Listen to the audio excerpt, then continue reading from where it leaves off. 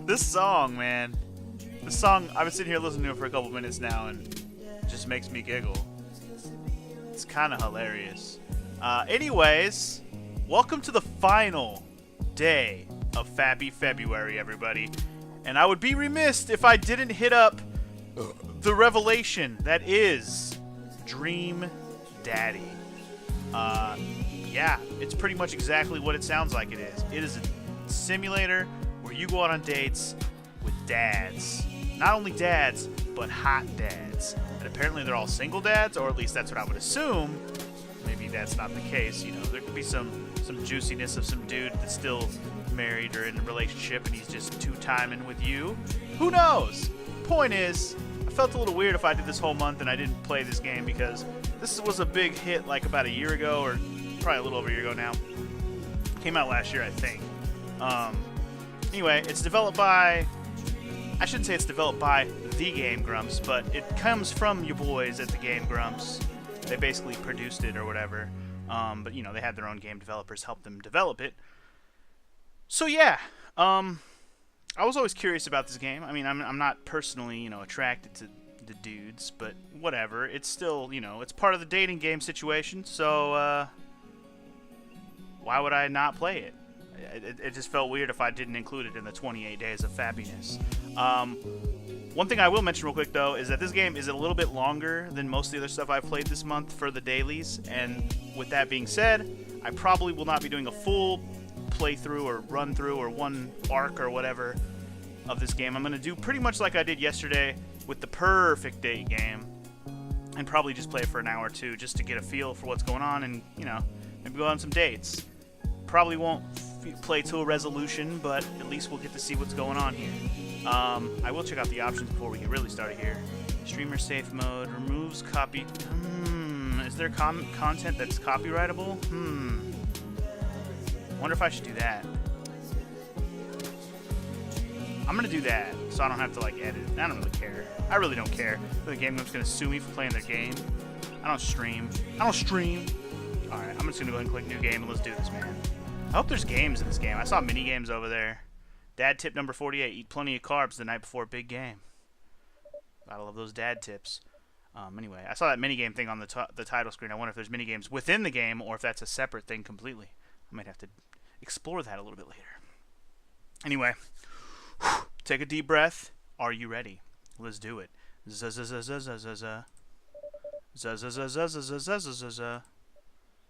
Dad?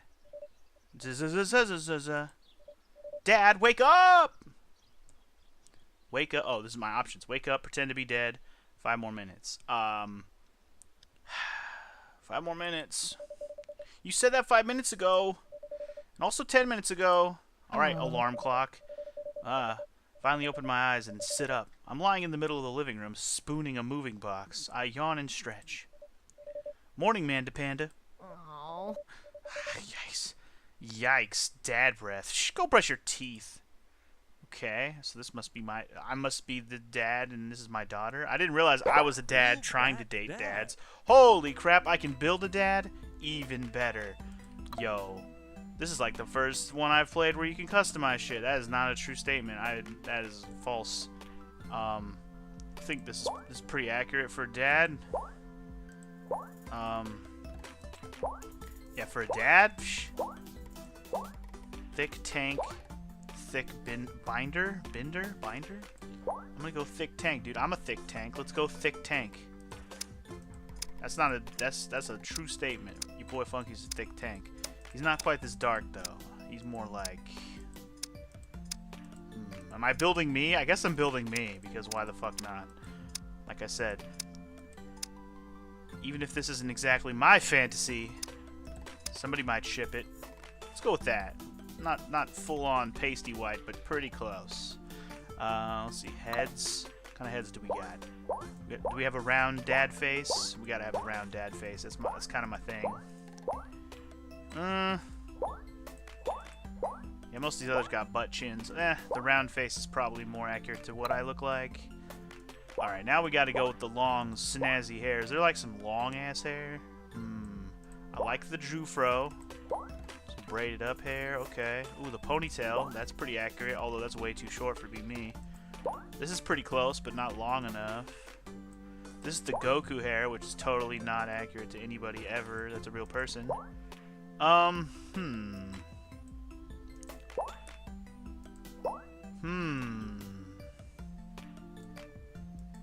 mean, if we're gonna be serious, I have long, straight hair. The closest I think is this. I don't think we're gonna get closer than that, honestly. I mean, I guess this is just as long. But I don't do my ponytail up like where it sticks up like that, all samurai style. Nah, better to just leave it down. Alright, let's check out them eye colors. Wait, oh, I didn't pick a color. I'm a dumb like, wait, what about the color? Is there any other choices on head? Oh, hell yeah, dude. Facial shadow? Let's go. Alright, oh, wait, I already did hair. Color. Color is brown as F. That's pretty close. I mean, I'm not like the super dark brown, but it's darker brown. You know, that's probably about right, though. The longer your hair is, the lighter it gets. Alright, we'll go with that. Eyeballs. Oh, now we're getting real sensual. Those original eyeballs were scary. Whoa, anime eyes. Heart eyes. Yeah, those beady eyes you start with made me look weird. But now we're getting accurate. Okay. Yeah, that's the one that started me with. I don't know. I know what color my eyes are, but I don't know what my eyes look like. My eyes look normal as shit. I'm a normal dude. Do I have squinty eyes? I kind of have squinty eyes. Probably more like...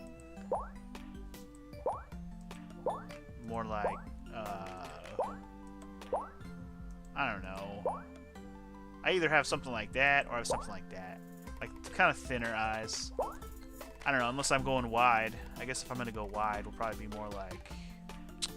Ooh, like that scary guy. No. We could do that. Fuck it. That's me right there. Aloof as shit. Brown eyes, let's go. Alright. Brown-eyed girl. Alright, noses. That's pretty close. I have kind of a honking nose. I don't have a giant nose, but I got a honking nose. This is pretty good. That's pretty good, actually. I don't have a skinny nose. Alright, we'll go with that, just in the interest of not spending much time on nose. Mouth. These are all very feminine mouths. I don't have a very feminine mouth. Yeah. Honestly, I'm the guy who keeps his mouth closed most of the time. So, one or the other. Let's just go with the straight mouth. I'm okay with that. Wait, can you have colors?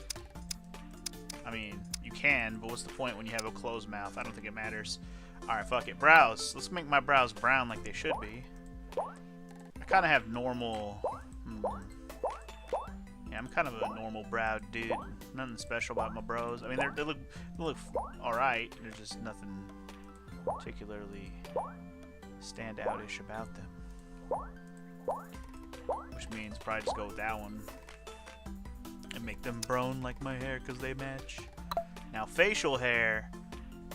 This is where your boy's got that strong. I mean, that's pretty close. Problem is I need more of the stubble up here. Like, this is probably closer. Problem is that's way too bushy. I never had my beard go that hard. Yeah, the kind of half done goatee is probably about right. And the thing about it is my facial hair is darker than my real hair, my hair on my head. So like, it's actually pretty close to being like a black color. So it's probably more like that. I mean, that's pretty close. Probably not quite that black, but it's pretty black, I'm not gonna lie. It's just weird because I don't have the full-on... I can't do the full facial hair thing.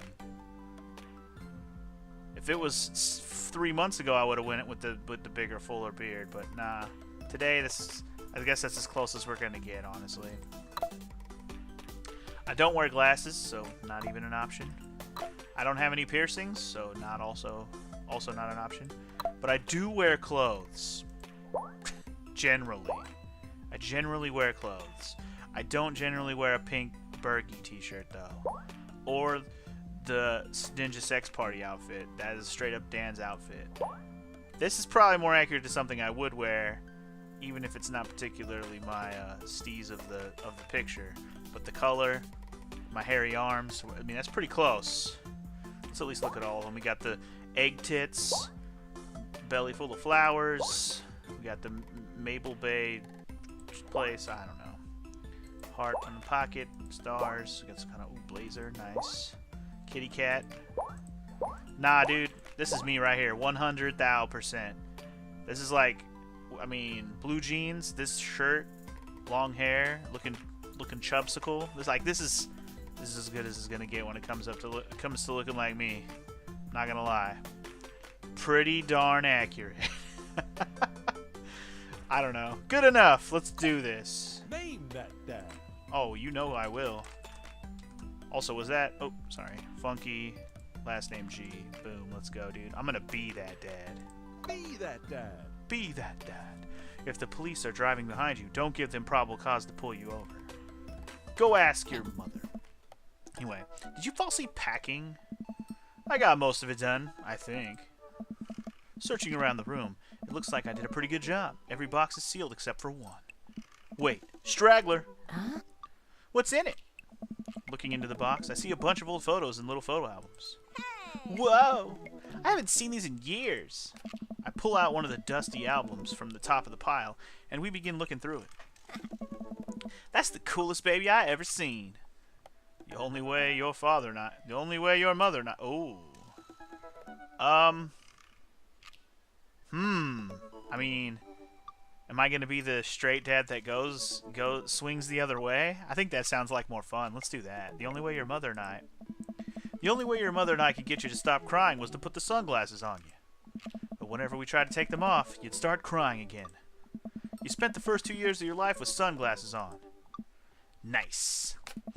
Halloween when you were maybe 4? Oh my god, that dragon costume? You couldn't decide between being a princess or a dragon, so you went with both. A princess dragon. Huh? Why do I remember crying in that dragon costume? You saw yourself in the mirror and realized you were afraid of dragons. Seeing yourself inside the dragon's mouth was a realization of your greatest fear, I think. Right. Yep. Definitely repressed that memory. And this was you in your horse phase. Oh. Dad. I believe you named the plush horse Sir Horsington the Brave. Oh. I don't think that was his... Amanda lunges for the photo, but I quickly snatch it away and hold it above her head with my superior dad arms. Nice try, but this is important blackmail for later down the road. Nah. Go ahead and try me. I've seen pictures of you and your ska band. Ouch, kid. The Communist Manifesto had a chance back in the day. I look off into the distance and reminisce about that rad horn section. Oh shit, gotta love that ska. Hey, it's Emma P. No, Dad, that's Emma R. I didn't meet Emma P until high school. Honey, I promise you wholeheartedly that I will never stop mixing those two up. Dad, Emma R's been my best friend since I was like 7. Give it like a little bit of effort. Oh, right. Emma P was the one who, tried to steal people's pets, fired a flaming tennis ball at the police station, pooped her pants during a sleepover. I feel like this isn't that memorable, even though it is. I'm gonna go with fired a flaming tennis ball, because that sounds like fun. Lighter fluid, tennis ball, tennis racket, right? Dad, that was you! Oh, right. I was a wild child. I was 6 when you did it. Okay, Amanda. I wasn't aiming for the police station. It just happened that there was a police station in the vicinity of where I wanted to hit a flaming tennis ball, okay? Oh. Yeah, I remember you explaining that to the police. They didn't believe me either. Anyway, I gotta show this to Emma R later. She'll get a kick out of it. First photography award you ever won. Huh. Yeah, and it got us a $20 gift card to McFridays. And then you got food poisoning from the cheesy tostada blasts. I think you mean food poisoning. You mean, you know, with a Z? Dad. Still can't drive past McFridays without gagging. Still proud of you, though. Amanda reaches deep down into the box and pulls out one last photo. I love you, Amanda. Neither of us say a word. We stare at the photo for a long moment. I finally decided to break the silence. This was the day we adopted you. It's the day you were born. Fuck it, it's the day you were born. I don't care. This is my daughter, bitch. It's kind of a funny story. We got into a car accident right there in the hospital parking lot. It wasn't anything big, just a fender bender, but of course I was freaking out, and the little old lady who crashed into us was freaking out too, and I didn't know what to do. But your mother? Oh man. She holds my hand and looks me directly in the eyes. The calmest I've ever seen her. She says, "It's okay. It's all gonna be okay." She was right, you know. I stare at the picture for longer, maybe too long. I miss her. Can't even imagine what it must be like for Amanda. She pats me on the back. Come on, Pops, we gotta finish packing. The moving van won't wait forever. You're right. You right. Amanda and I pile into the car and take one last look at the old house. So many memories here. Hard to believe your mother and I bought this place almost 20 years ago. Hey, remember when I shattered the front window playing catch? You always had very strong arms. Hey, remember when I shattered the other front window pretending to be a robot who breaks windows? You were a very imaginative child. Hey, remember when I broke the back window? We get it, Amanda. You break stuff. And there'll be plenty more stuff for me to break in the new place. Memories to make and stuff to break. You ready? We sit in silence for a moment. I watch my daughter grow up in this house. It will forever hold a place in my heart, but it stings a little bit to leave it behind. I'm ready. The moving van begins to pull away, and I get the car into position to follow it. I watch our old house, disappear in the rear-view mirror. So what? So sell me on our cool new pad. I clear my throat and do my best cheesy announcer voice. Nestled in beautiful scenic downtown Maple Bay, our new house features... washer and dryer hookups. I like it. I'm gonna go with multiple places to sleep. I like that one too.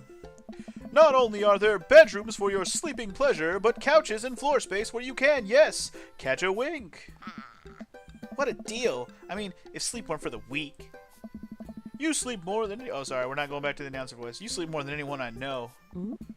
I admit my faults, Pops. I keep it real, dog. Anyway, it's also smaller than our last house. Cozier, one might argue. Good spin. I think it's great. Won't we be closer to a lot of cool stuff that we can walk to, so I don't have to waste gas? I mean, trying to park downtown is, you know... Amanda, you know you're gonna have to learn how to parallel park at some point, right? Not gonna happen, Pops. I think someone needs to do a 3-point turn on their attitude. I don't know how to do that either. Have you met the neighbors yet? Not yet, but the neighborhood seems pretty quiet. So you won't have to chase off any rowdy teens off your lawn? You are the very teen you mock when you say that, honey. I'm in my last year of high school. I'm practically dust. Yeah, you're a real... Don't you dare! Senior. Dad, I know where this is going. Citizen. I'm just gonna ignore that. But I won't forget it. So what's item number 1 on the new house's agenda? Well, first we'll need to forge a path through the solid wall of boxes that's blocking the living room. I still have to install the washer and dryer. We need to go grocery shopping. Pops, cool your jets. You have to promise me that we're gonna take a break and explore the neighborhood. Okay, you're right. We'll get some work done and then check the area out. Nice pink-ass house. Alright. We pull up to the new house and step outside. The lawn is freshly mown, and the for sale sign is still in the yard. Hiya! And with a swift kick from Amanda, the for sale sign is no more. Nice form, Sweet Pea. I got a problem with authority. I'm so proud. Man, all that karate chop and tucking me out, I could really go for a sandwich. An ice cream sandwich.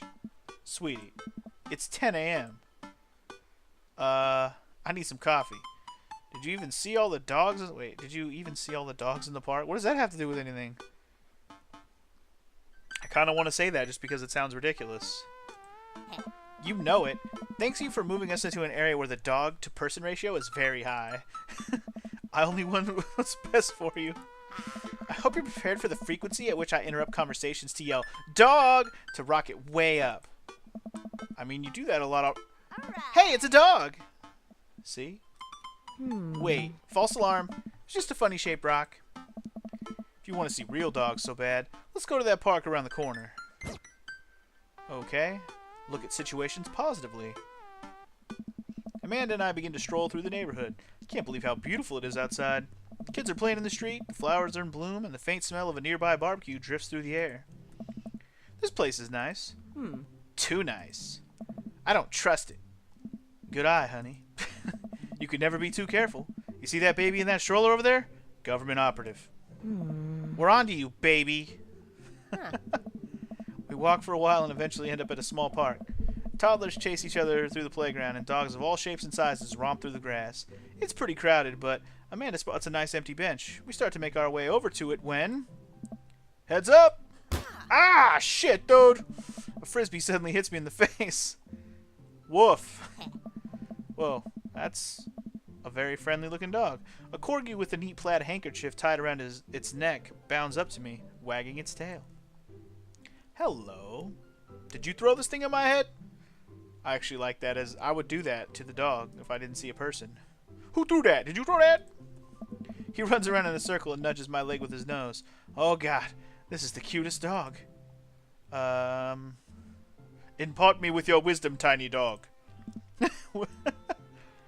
How long do I have left? How did you know? Do you have tomorrow's lottery numbers? How did you know? Woof! My god, this dog knows more than he lets on. You definitely could have caught that. A guy in a Hawaiian shirt. Oh my god, look at this guy. Me and him could be fucking twins. Well, fat belly twins anyways. A guy in a Hawaiian shirt jogs over to us and takes the frisbee from me. Hey. You know, frisbees are traditionally caught with your hands, not your face. Well, you're traditionally not supposed to aim for people's heads, fool. I'll catch it with my teeth next time. There you go. You caught me off guard this round. Not again. Not ever again. Ha! I'm just messing with you. I'm Brian, by the way. I'm Funky, and this is my daughter, Amanda. I look over at Amanda only to find her sitting on the ground rubbing the dog's tummy. Hi. Your dog's cool. Old Maxwell sure loves the attention. It's great to see another father and daughter out here on such a sunny day. Where's yours? Brian gestures over to a grassy knoll where a young girl sits on a checkered blanket. She's reading a book bigger than her head. She puts it down and heads over to us. Hey. This is Daisy. She's reading the Brothers Karamazov? Brothers Karamazov. Her teacher tells me that she has the reading comprehension skills of a high schooler. How old is she? 10. She's a precocious little youngster. Whoa. My natural dad instinct kicks in. I must brag about my child's accomplishments. Oh no. It's happening. Oh god, what? What the fuck is this? There's a Pokemon battle shit going on in this game? Go on, Daisy. Tell them about yourself. That's my girl. Amanda, get in there. Okay. Okay, this is getting legit now, dude. Straight up Pokemon battle time. Funky's HP 80. Brian's HP 80. Time to... What's DHTR? Fuck, dude. Brag 'em. Amanda here just recently won a local photography award. Wow, congratulations. Brian loses 10 HP. Daisy actually just won a statewide poetry contest. Oh, shit, dog. Oh, no, he got me. Here, let's show him some of the art. You unfurl your wallet to reveal a tiny copy of a drawing of a cornucopia Amanda did in the first grade. Cute! Isn't very impressive, but Amanda genuinely appreciates you holding on to it. Brian loses 10 more HP and I regain 20. Suck on that! Daisy just started a weekly chess club at her elementary school computer lab. She's the president too, of course. Dang, my high school doesn't even have a chess club or a computer lab. You lose 10 HP. Ah, shit, dude. I'm still ahead, though. I'm still ahead. What's DHTR? Can't switch daughters? Oh, I didn't even know it was a thing. Amanda is your only daughter. I didn't know that was an option. That's hilarious. Brag again, dude. Last week, unprompted, Amanda helped an old woman with her grocery bags. It's extra powerful. Brian loses 20 HP. Daisy sold enough candy bars this year to get the top prize, a canoe. We're taking it out next weekend. Wait, oh, that's the little girl talking. We're taking it out next weekend. How's that even possible? Amanda could barely get one of those sticky hand things. It's extra powerful. You lose 20 HP. Ah, shit, dude. Gotta stay ahead. Gotta stay ahead. Brag again. Amanda's in all honors classes this semester. Brian loses 10 HP. Oh, really? I'm actually talking to Daisy teacher about having her skip a grade. Ooh, even Amanda kind of bristles at that one. Damn. Oh shit, dude, we're evening out. All right, quick, throw that grades out there. You pulled a wrinkled copy of Amanda's last grade card out of your back pocket. Dad, awesome grades. Brian loses 25 HP. You really carry that around everywhere? Ouch, maybe it's kind of weird. Aw, weak. Did I mention Daisy said her first word at 10 months? Daddy. Amanda's was potty. Still cute, but maybe this isn't the time to bring it up. Alright, am I still ahead? Ooh, I'm still ahead. We just gotta hit him with one more good one. Let's apply a band-aid first. With a flourish, you produce a band-aid from your pocket. Take a knee and start to apply it to Amanda's arm. What are you doing, Dad? Being a protective parent. Anyone would agree it is an unusual gesture. You lose 10 HP. Oh! Daisy here has all her adult teeth. Never had a cavity either. Amanda self-consciously pushes her lips together to hide her teeth. It's extra powerful. No! I think I lost. Boy, it's been such a treat getting to meet you two. Ah, did he have to add insult to injury by being such a gracious winner? Shit, dude. He's too good. He's too powerful. I failed. Damn it, I fucked up, guys. I'm sorry. I'm sorry I lost the battle. But I will win the war. So I take it you guys are new to the neighborhood. We just moved in. You live around here? Yeah, we live in that cul-de-sac down next to the coffee shop. What a coincidence. That's where we live, too. Small world. Yeah, Daisy and I are in that little ranch-style house on the corner. I know that house. It's just like ours, but slightly bigger and better landscape. Does this guy have to outdo me at everything? What a lovely place. Well, I don't want to take up any more of your time. Really nice meeting you guys. You'll have to stop by at some point. Yeah, definitely. Bye. Brian and Daisy walk further into the park with Maxwell happily trotting along in tow. Do you get the feeling that he was trying to one-up us? Trying and succeeding? I can't believe that kid's only 10. What was I even doing at her age? I believe you had a bit of a thing for horses. Shame that didn't pan out. Could have majored in comparative horse studies. It's not too late to minor in horse creative riding. Too close to the truth, Dad. Let us never again speak of the fantastic adventures of Sir Horsington the Brave, an epic in 7 parts by Amanda G. Amanda G. I like it. Anyway, we laugh off the horse epic and walk around the park a bit more, enjoying the day. Let's go to the coffee shop. Fuck it.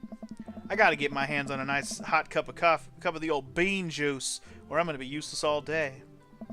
I think we passed a coffee shop on the way here. Maybe we could check that out. Let's do it. Let's check that shit out, homie. Ah. We walk down the street to the Coffee Spoon, a cute little place on the corner, dude. Yeah. Man, this is such a convenient walking distance from our place. I mean, I guess. What's wrong? Why would I go somewhere else to drink coffee on a couch when I could just drink better coffee at home on my own couch and not have to make awkward eye contact with other people? At least when I'm home, some random guy isn't going to come and sit in the recliner next to me, and I won't feel like a little weird about it because technically he's not sitting at my table, but he's very much within my personal zone. Dad, and what's the etiquette when you have a dirty mug? Has there been you go set it on the counter because you don't know where else to put it? Or do you leave it there and feel your face flush hot with shame as you consider the possibility that there is in fact a bin somewhere just out of sight and now you're the jerk that left the mug? Oh. Dad, are you just afraid to meet new people? Yes, Amanda. We walk inside. Dumb. Look at this guy. I actually like this guy. He looks pretty cute. Like his hair, like his tattoo, like his sassy stance. He's a cool guy. Anyway, the inside of the coffee shop is incredibly warm and inviting. Vinyl records line the walls and patrons lounge around on worn-in couches. Some cool tunes spin on a record player next to a little stage. What up? Welcome to the Coffee Spoon, guys. How's it going? What's with the name? Hey. Oh, it's kind of dumb. Hey. It gets mentioned in this poem I like, and I thought it'd be a good idea at the time, and I suppose it's still a good idea because like the business is still running. I don't know what the fuck I'm doing with this voice. I don't know if I want to go racist black guy voice. Not racist, but you know, stereotypical. But people ask me that question all the time, and I give them the same answer every time. And now I'm standing here rambling. I'm sure we're all getting more and more comfortable the more I keep talking about that man. We're at it in and now, and I can't stop. Hey. Okay, cool. So what'll it be? I scan the chalkboard menu and I'm immediately overwhelmed. I'll have Godspeed you, black coffee. Iced Tegan and Sarah. That's weird. Chai Antword. I think that's the name of a band or something. I don't know, dude. Just give me a black coffee. I don't fucking know. Hey. A classic. I don't get it. Oh, I see. Oh, it's a pun. Godspeed You, Black Emperor is a really amazing and influential progressive rock band known for the sweepest soundscapes and I'm doing that thing again. Hey. But come right up. And for you, I'll have a macchiato de Marco, please. Hey. Come right up. You want that in a small, medium, or biggest smalls? Medium? Wait, is Biggie Smalls big or small? I should change that, shouldn't I? Matt sets to making our drinks, and Amanda and I take a seat on one of the couches. I mean, it's gotta be big. If it stands for the guy who is Notorious B.I.G., he was kind of a big fat guy. I mean, let's be serious. He's not exactly a skinny little dude. He's kind of a big fat guy. So he's definitely the grande, if you know what I'm saying. What's his deal? Let the man make his puns. They're cooler bands than you listen to anyway. Hey! Scott was cool once. This couch is really pretty comfy. Or actually pretty comfy. Maybe not comfier than our couch, but it's alright. Good lumbar support, you sink right into it. Okay, it's comfier than our couch. Amanda nudges me.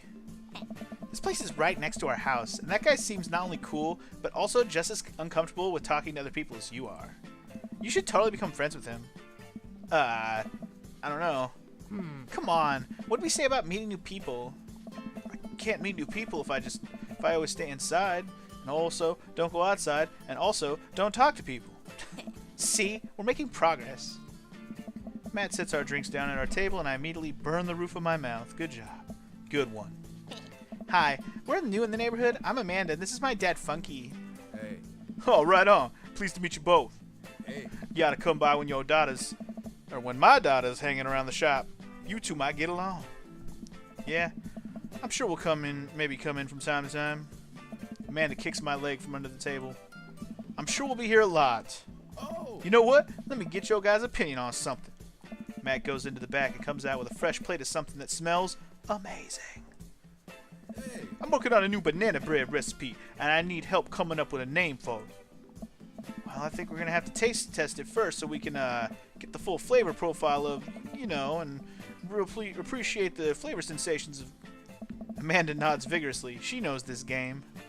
Yeah, we need to give that nana bread a taste if you want us doing free creative labor. I think that would be commensurate with... I've taught her well. We have trained for this day. I was just going to give you guys free banana bread anyway. Right, yes, that. Matt serves us each a piece. Amanda and I happily chow down. Yes. This is amazing. Hey. Thanks. Secret ingredient is bananas. So, any ideas? I'm stumped. Well, I think I might only be able to give you dad band puns, but I'll give it a shot. Banana bread Kennedys, so that's for like dead Kennedys. Grateful banana bread for the Grateful Dead.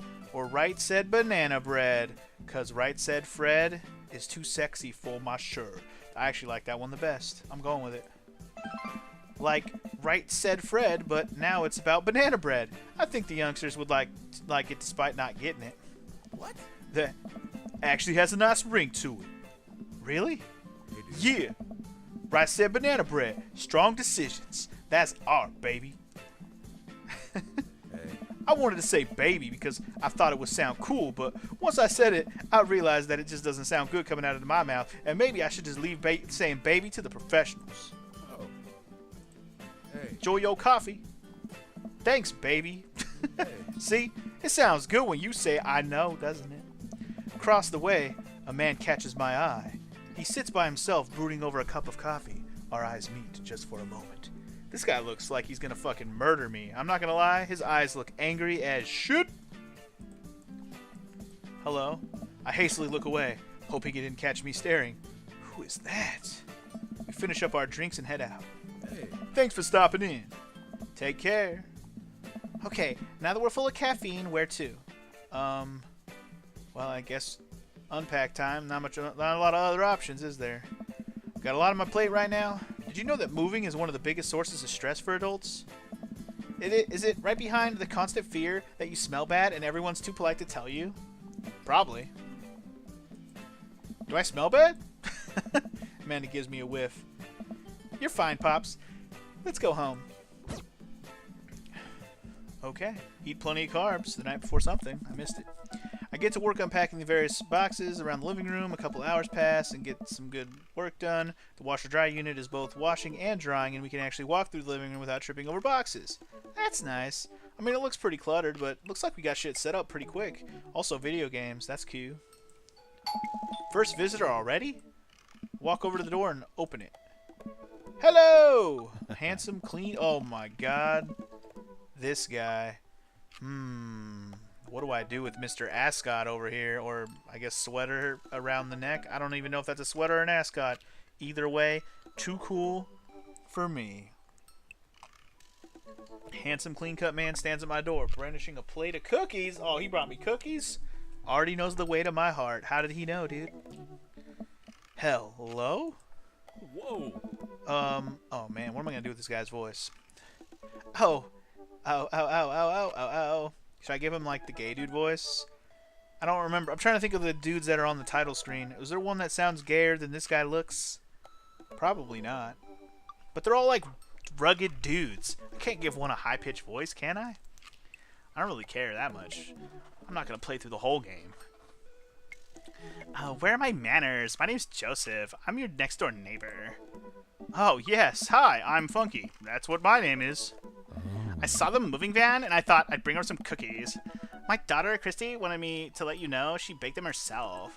Okay, this is like a fucking Valley Girl accent. I don't know what the hell I'm doing. Joseph leans in and whispers. But between you and me, she just sprinkled in some chocolate chips. We both share a laugh. Kids, right?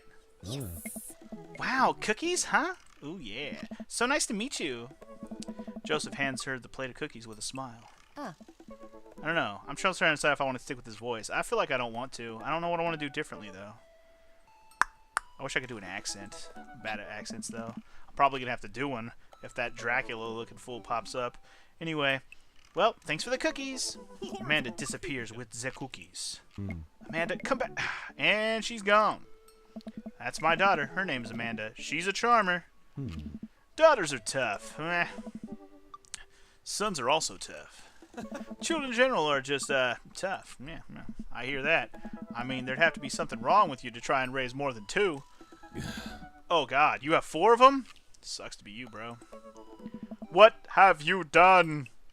Oh, I meant... Don't worry. You didn't mean to be rude. Maybe I should give him, like... No, I can't. Oh, no, this is the first neighbor I've met, and my social life is already in a tailspin. I wonder if it's too late to move again. Yeah. Okay. Yeah.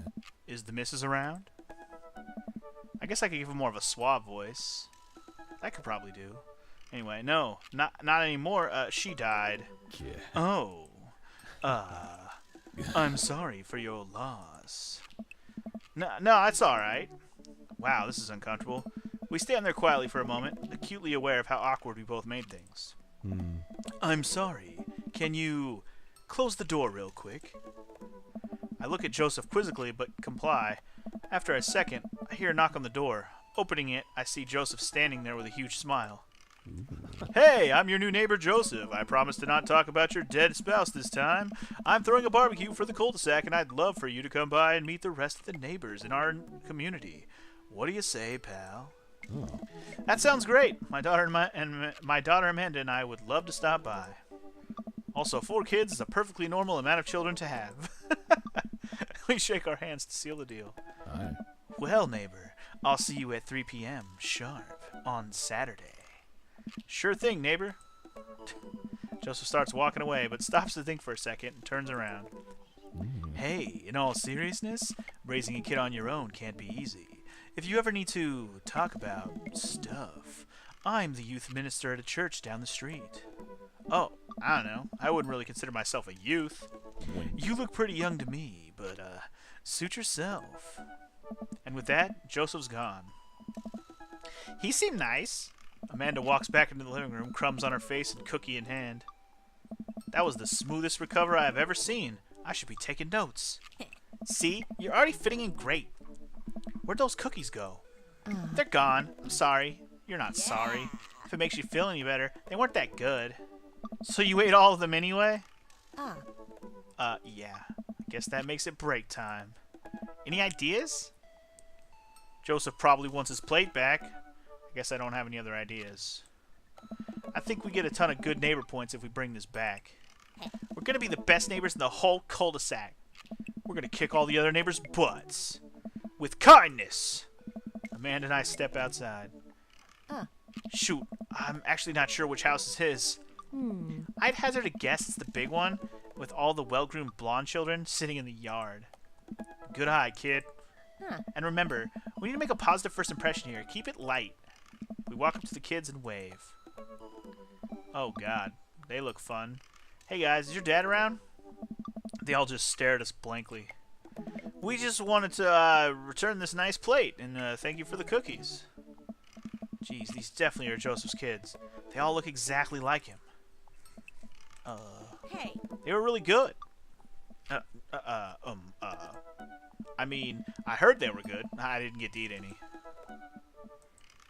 I chuckle nervously.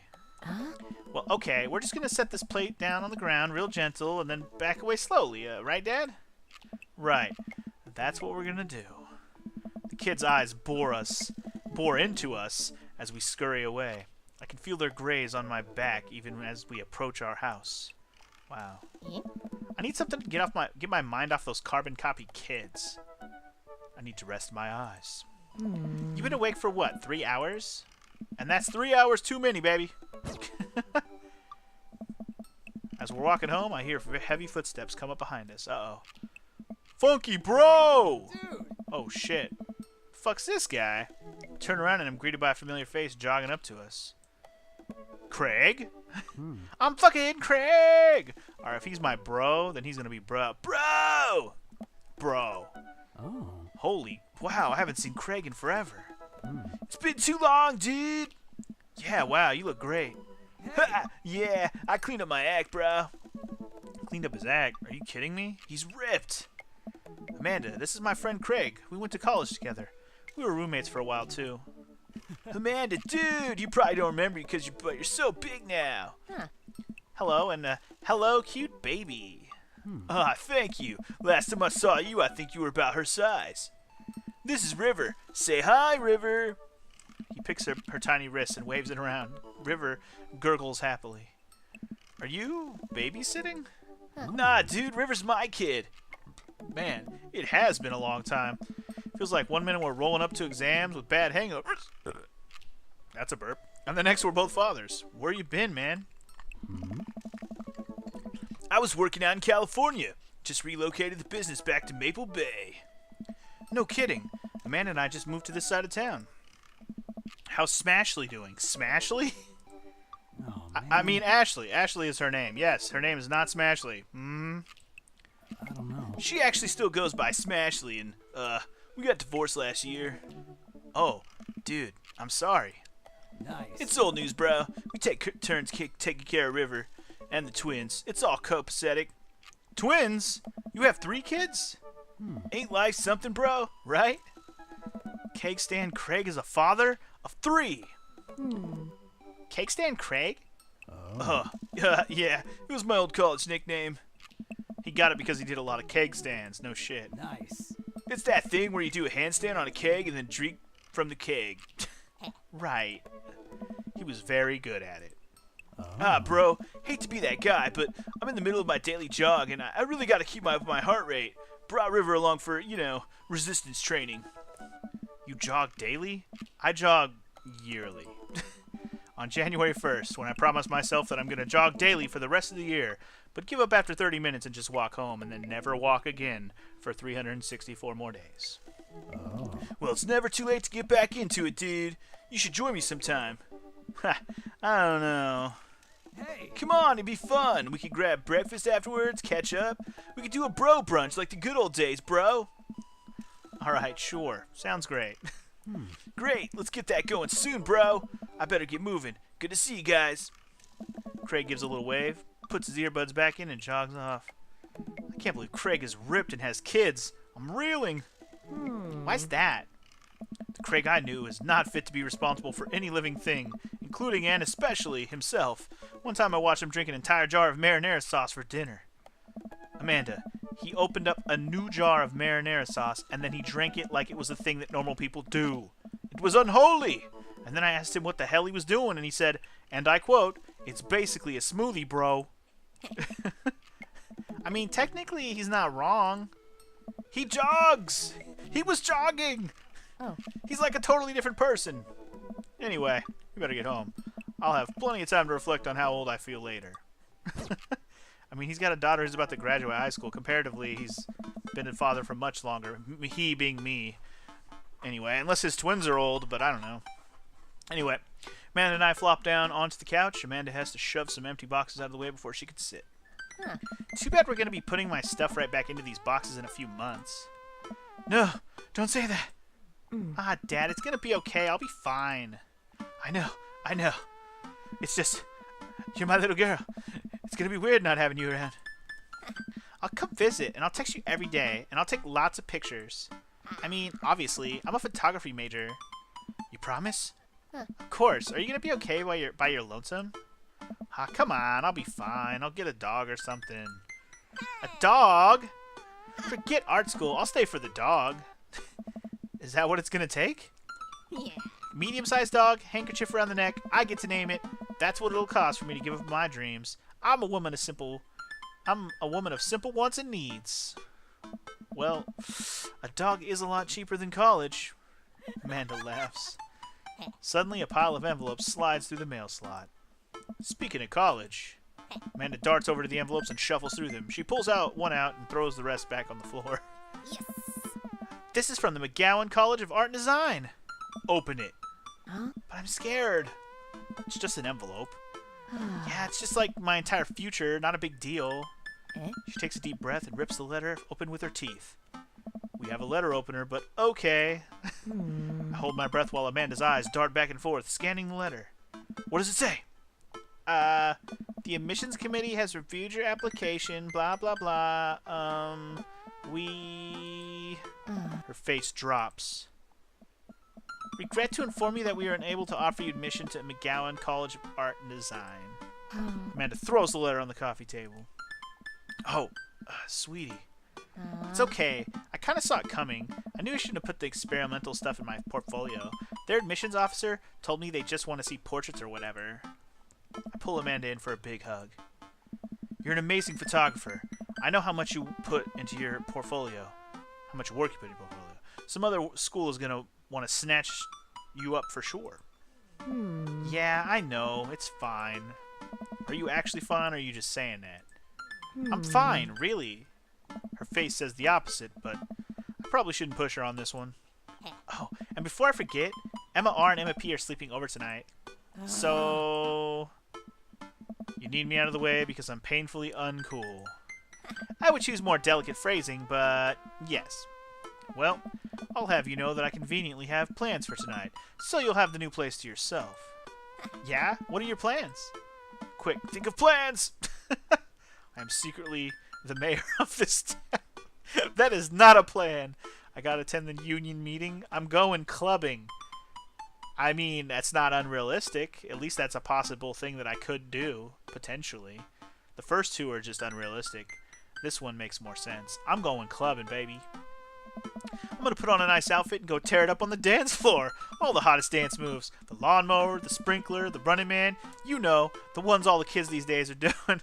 You know, all the ones that actually I could probably do. I'm not even joking. I could probably do all three of these without even, like, breaking a sweat. All right, but I'm not gonna come pick you up if you pull anything this time. Not again.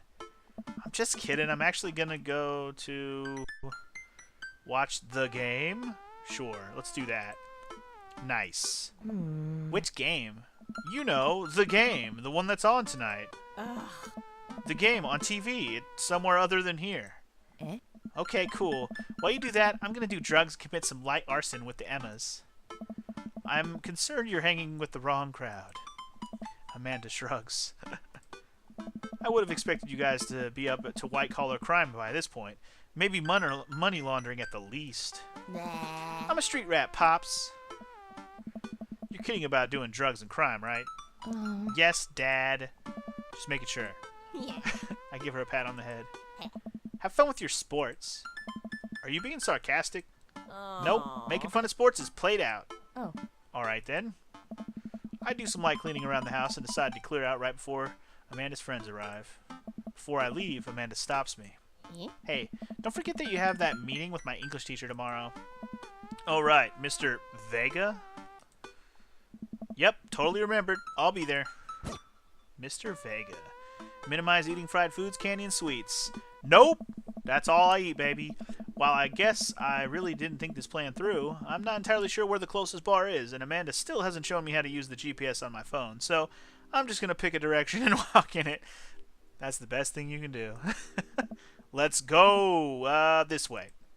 Cool. Okay, we're marching. We're marching in the direction of the game. Any game, really. In the distance, could it be? A big burned-out neon sign hangs above a tiny dive bar. Jim and Kim's, huh? All right, it'll do. The bar is small and dimly lit. The crack of pool balls sounds in the back as patrons laugh and joke. A string of multicolored Christmas lights hover above the bartender. I can't tell if he's Jim or Kim. I pull up a seat at the bar.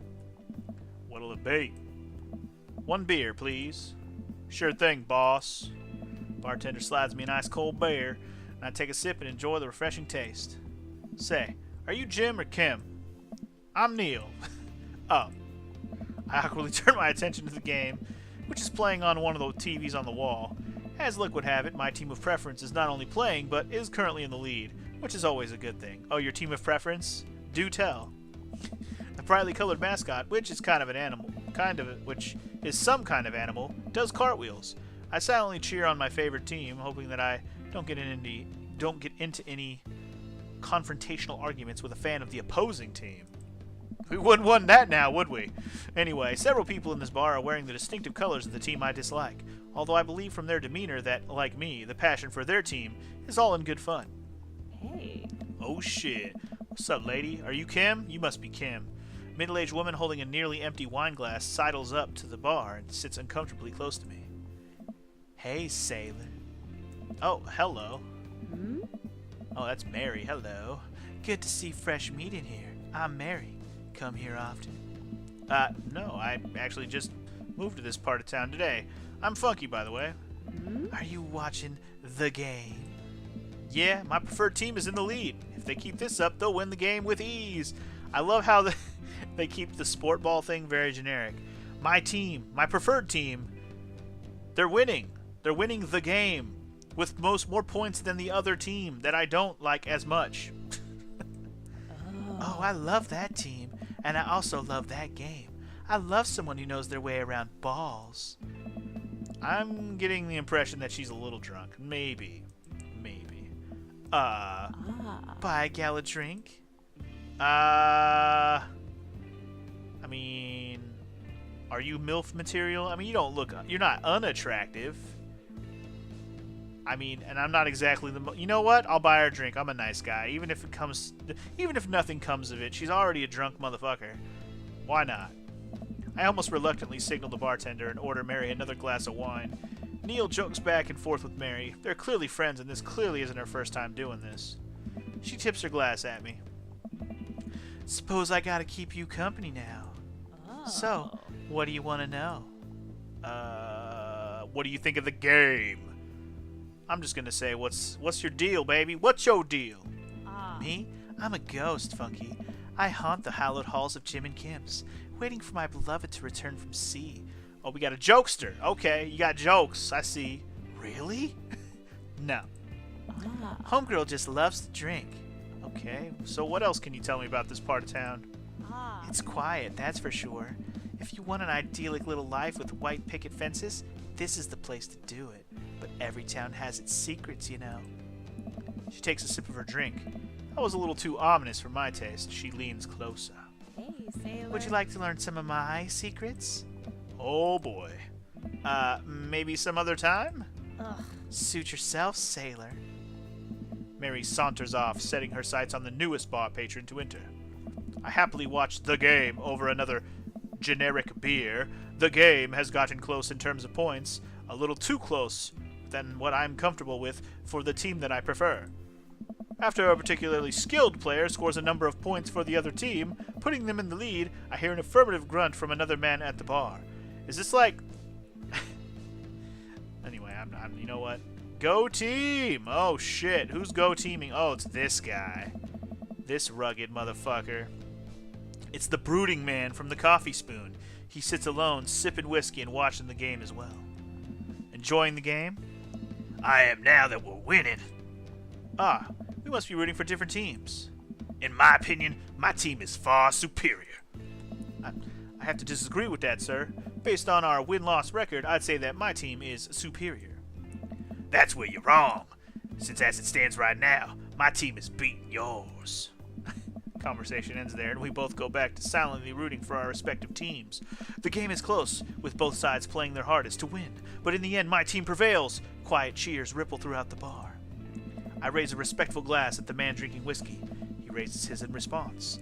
An unspoken truce is formed between us, based on mutual love for the game. He motions to the bartender, who pours 2 glasses of whiskey. The man slides one over to me. The name's Robert.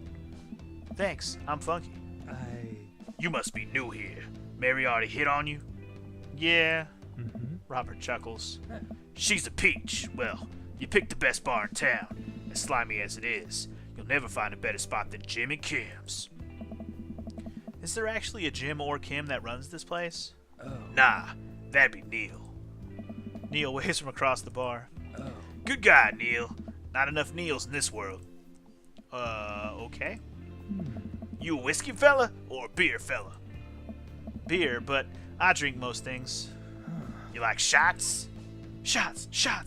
Ooh, shots fired. I don't like them. No dad jokes here. I don't love them. I like them. I don't love them. I do like them. It's a true statement.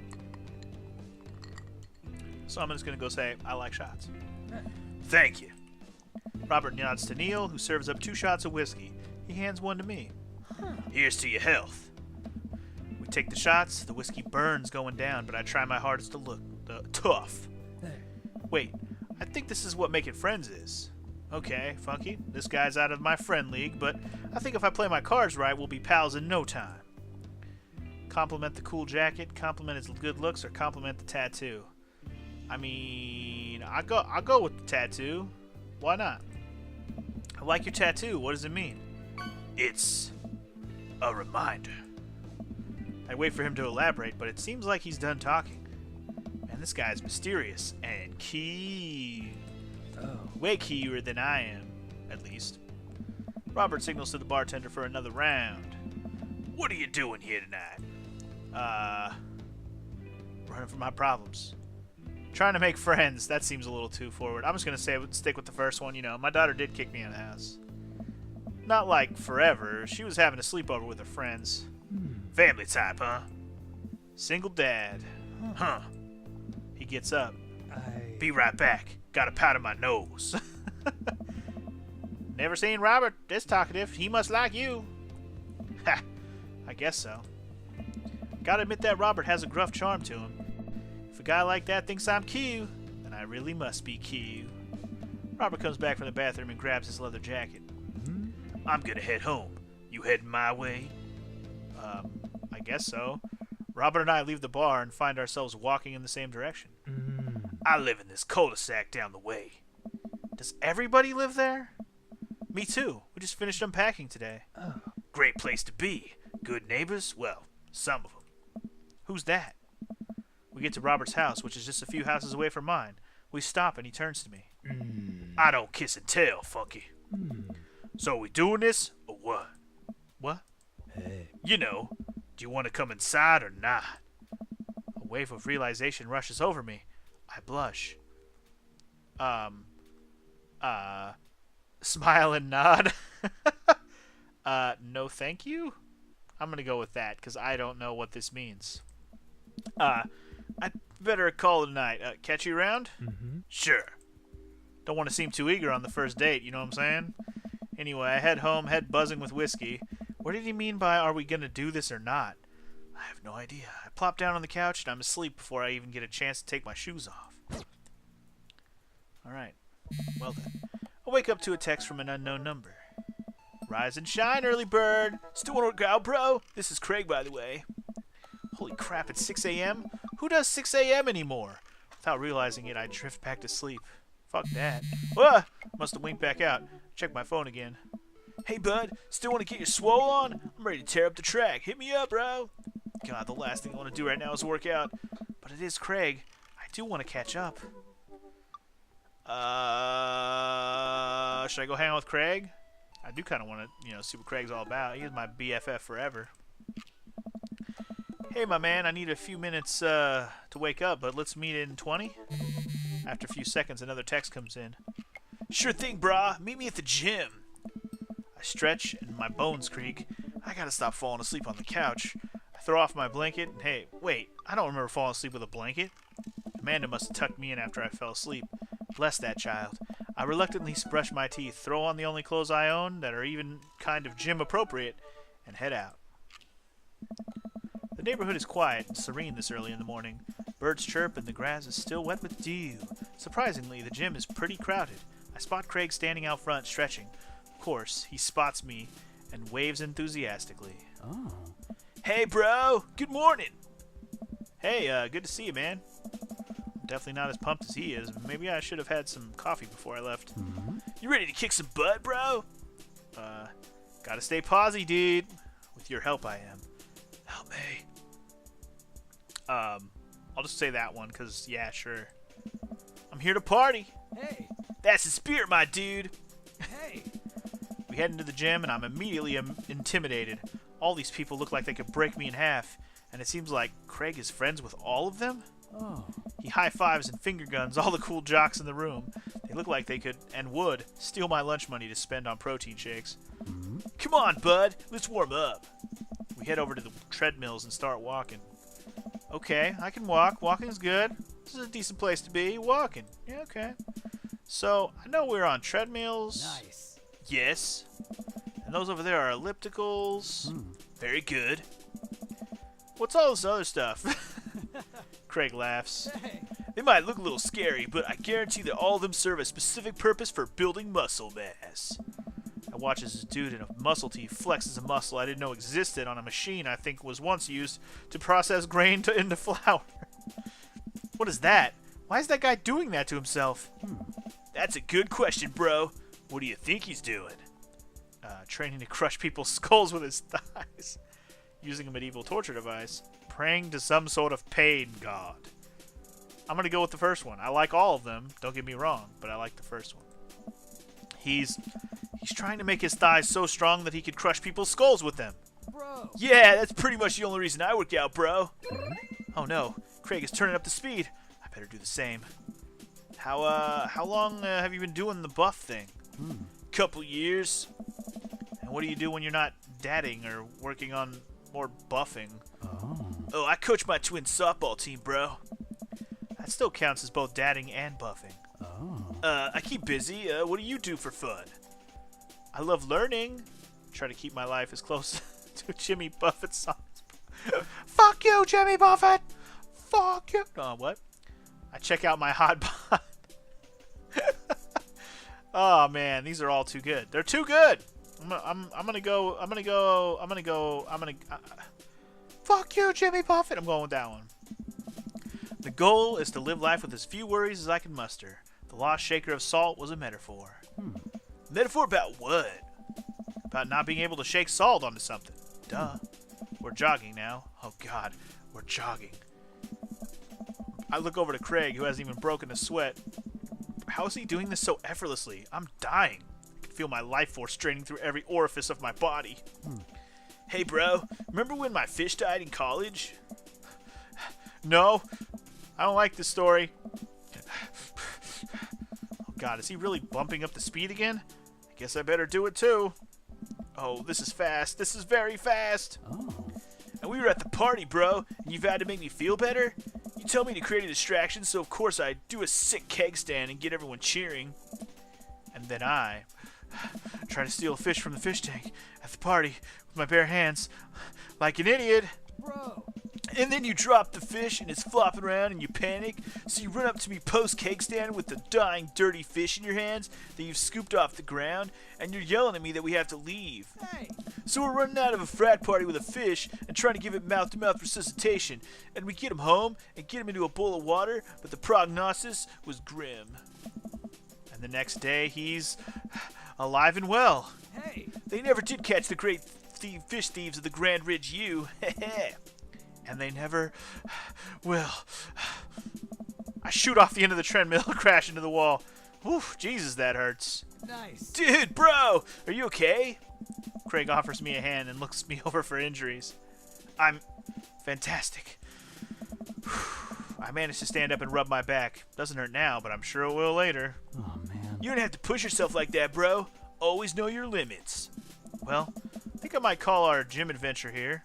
Oh. You sure? Yeah. Oh. Alright, well, here. I brought you this, bro. Craig hands me a shaker bottle full of thick green liquid. I stare at it with what must be apparent distaste. Huh? It's a protein shake, bro. Oh, thank you. He wants me to drink it. Oh boy, well, here goes.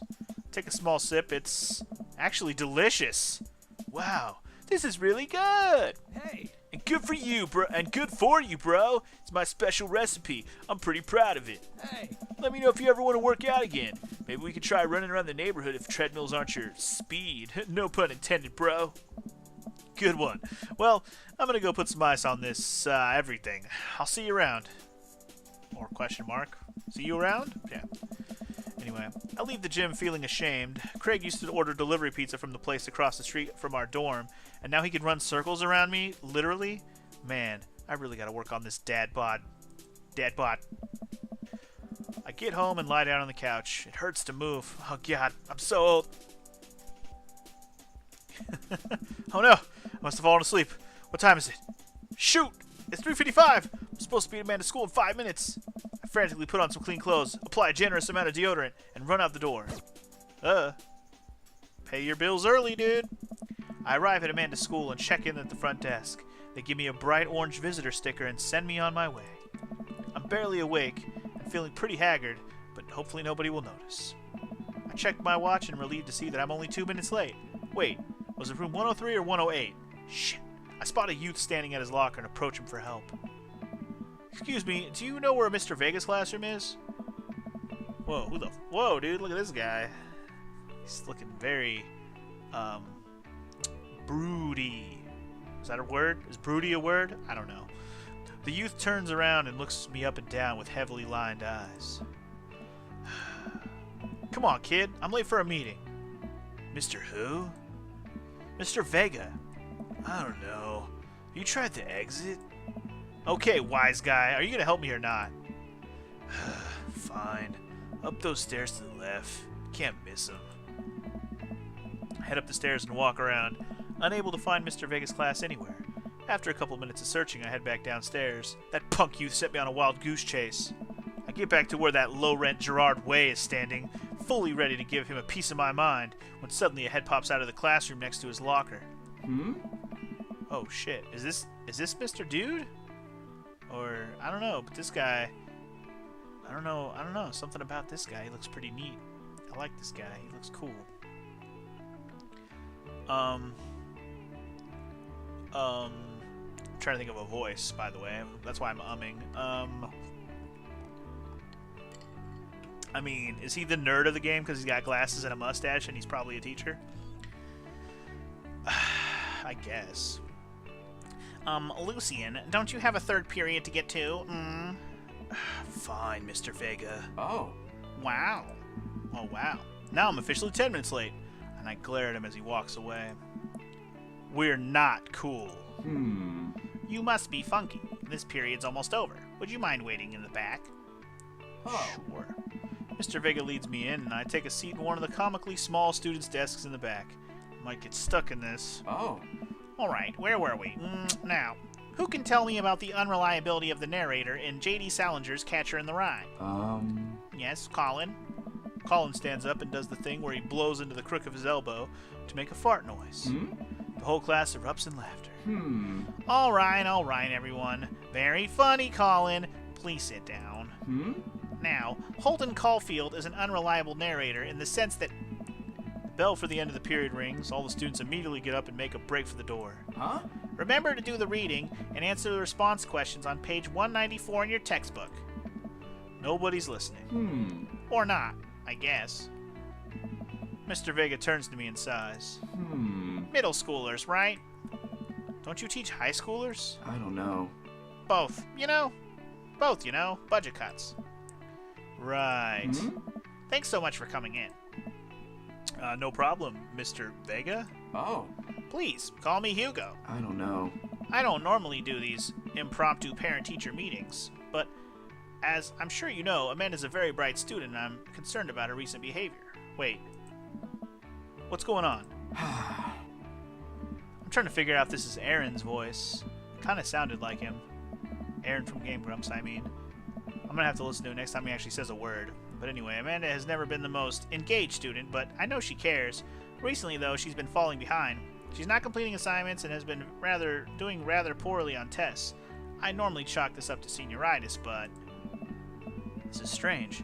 I thought Amanda always shared everything with me.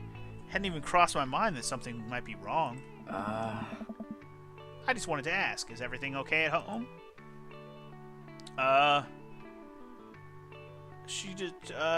We just moved? Well, we just moved recently, but it was only to the other side of town, and Amanda was more excited about it than I was. Oh. See if you can talk to her about it. I know she values you a great deal, and would appreciate your guidance if she keeps heading down this road. I know how important art school is to her, and I would hate to see her miss out on scholarship money that she clearly deserves. I'll make sure to talk to Amanda. Thanks for letting me know, Hugo. Anytime. On my way out, I stop, thinking for a moment. I turn to Hugo. Hey, Hugo. Oh. Yes? You ever catch that rye? Oh. Yes! Wow. Dad jokes for the win, dude. And it did sound like Aaron. I'd have to hear more of the voices to know, but it sounded like him for sure. Anyway, I leave the classroom and make my way out of the school. I'm still a little bit in shock that Amanda was able to hide this so well from me. She's always been such a force for positivity in my life, especially after we lost her mother. Amanda must be done with classes for the day by now. I'm sure she would appreciate a ride home, and maybe I can talk to her about what's going on. I pull up to the carpool and Amanda hops in the passenger seat. So, did you have fun gossiping about me? Mr. Vega and I actually just gossiped about our celebrity crushes. So you talked about Mario Batali the whole time? Oh my god, that's my celebrity crush? Ew, that guy is kind of not attractive. At least not to me. Fuck that. It was a very productive meeting. I'm pretty hungry. Can we grab some dinner? Sure thing. Make something at home. Let's go to the mall food court. Fuck it. Let's go to the mall. That sounds fun. Does that sound good to you? Yeah, sure. Why the mall? Jeez, can't a dad take his daughter to the mall? Will you buy me things? I will buy you a thing. Singular. Sounds like a deal to me. We drive in silence for a short while. Amanda plays a game on her phone. I should say something. You know, sometimes when a kid gets older, they find that they have to keep things hidden from their parents. And that's okay, because sometimes that's what kids do. And that's okay, but also sometimes it's good to have the parents' perspective, because, you know, maybe the parents have also dealt with similar situations. Maybe they're a little cooler than you give them credit for. Anyway, what I'm trying to say is that it's good to share. Love ya. Have you been reading my tweets? You have a Twitter? What? Never mind. Look, sweetie, Mr. Vega said that you haven't been participating in class and that you're not turning things in.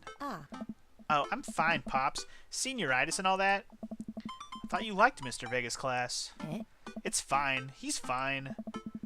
We pulled to a stoplight and I eye Amanda. She's still texting. Just... I want you to know that you can talk to me about anything. Ugh. Uh-huh. I can tell that whatever it is, she doesn't want me knowing about it. That's frustrating. I heard Emma R. is going to that fancy art school in California. That's exciting. Yep. Are you bummed that you guys aren't going to the same school? Yep. Huh? Amanda keeps texting. She stifles a laugh. What's so funny? I don't think you'd get it. Okay. Who you texting? Eh? Noah. Who's Noah? My friend. Does he go to your school? Yep. Do you like Noah? What? No! Dad! I can't believe you would... Dad. I mean, jeez. Why would you... Gross. Sorry, I'm just asking. Dad, he's just my friend. Okay, if you're gonna act like that, 100% not just your friend. Guys and girls can be friends. He's my friend. Okay. Jeez. This is going well. Well, good talk. Love you, kiddo. She leans forward and turns up the radio. Guess that conversation's over. To the mall, then. Let's go to the mall today. We arrive at the mall, a big indoor shopping center with a couple of different floors. It's kind of dead, but that doesn't stop a mall security guard from yelling at a group of loitering teens. Let's eat something disgusting for dinner. Hell yeah! Language, Missy. Heck yeah? Better. We approach the food court and evaluate our options. There's greasy restaurant after greasy restaurant. My heart burns just looking at the menus. Nobody looks happy to be here. What are you in the mood for? Bread dipped in sugar, bread with cheese, or bread with cheese on it, rather, not or. Or, do you want me to inject some fat directly into your bloodstream? I extend my hand to her. Would you do me the honor of sharing some nachos? She takes my hand with a grin. It would make me the happiest, cheesiest girl alive. We order a giant pile of chips and unnaturally orange cheese from a very unenthusiastic and possibly stoned teenager. We take a seat at a rickety table and dig in. Hey. These are bad. These are very bad. But also strangely delicious. We have to eat through the pain. We enjoy the fluorescent cheesy goodness together until we're all out of nachos. So, something's been bothering me for a while. Can you explain memes to me? Which meme? All memes? Ugh. Amanda sighs deeply and places her head in her hands. Ugh. Dad, it's complicated. You see, memes are inside jokes shared by a bunch of people that get less funny and the more people do it. So the problem is that by the time a meme gets to you, Dad, all its use have already done the joke to death. And what's worse than that is that movies and TV and video games will try to jump in on the meme train, but just based on how long it takes to make them, the meme will be long dead by the time it comes out. So it just dates it and isn't funny. Oh shit, what up? Dad, please. Anyway, changing the subject. Where to now? Want to go to that goth store? Oh, you don't know which goth store if you don't say Hot Topic. That's the goth store, right? It's gotta be. Anyway, what? You know, the one that's all black and tries to establish itself as a anti-establishment despite being an exact representation of the establishment. I don't know what store you're talking about. You know, the one where you can buy chain wallets and it's basically an assault on what people fought so hard against in the punk and hardcore movements of the 70s and 80s. Dude, you gotta be more specific. The one you threw up in that one time. Oh, that one. Hey. That's the Hot Topic. Amanda runs into the store with me trailing behind her. She makes a beeline for the back. Yes. There it is. You can still see the outline, kinda. What where she threw up. I'm so proud. Speech. Amanda. Speech. All right. I'll do it if you stop chanting. Amanda stops immediately. I clear my throat. Thank you all for joining us here today to commemorate an historic moment that would forever shape history. On a day very much like today, some 5 years ago, our very own Amanda Ann G had too much blue raspberry slushy on an outing to the mall. Huh. After begging her father to take her to Dead Goth and Beyond, is that what they call this place? Awesome. Anyway, to buy rainbow suspenders, she proceeded to throw up all over a display of My Chemical Romance merchandise. Her loving father then had to pay for said merchandise, which to this day remains among our possessions. Thank you. Dude, I'd buy some My Chemical Romance merchandise. Don't hate on the MCR, dude. Amanda is moved. She begins clapping, slow at first, then faster, and more vigorously. Several other patrons turn their heads. One of them also starts clapping. I bow my head. Yes. Oh hey, chain wallets. While Amanda busies herself looking at band t-shirts, I try to find something of interest to myself. Not much for a dad to look at in Dead Goth and Beyond. Peruse the shirts, look at the mugs, check out the clearance bin. Dude, check out for hot deals, dude. I'll always like a hot deal. There's a big cardboard box of marked down items. I'm pretty sure $4 for purple eyeliner is a good deal. I think. I wonder if I would look good with purple eyeliner. Definitely. Hell yes, I would. Okay, look, this is very important to me. Uh-oh, new dude? Oh shit, it's the Dracula-looking dude. What's he doing here? I almost want to give him a Dracula voice, honestly.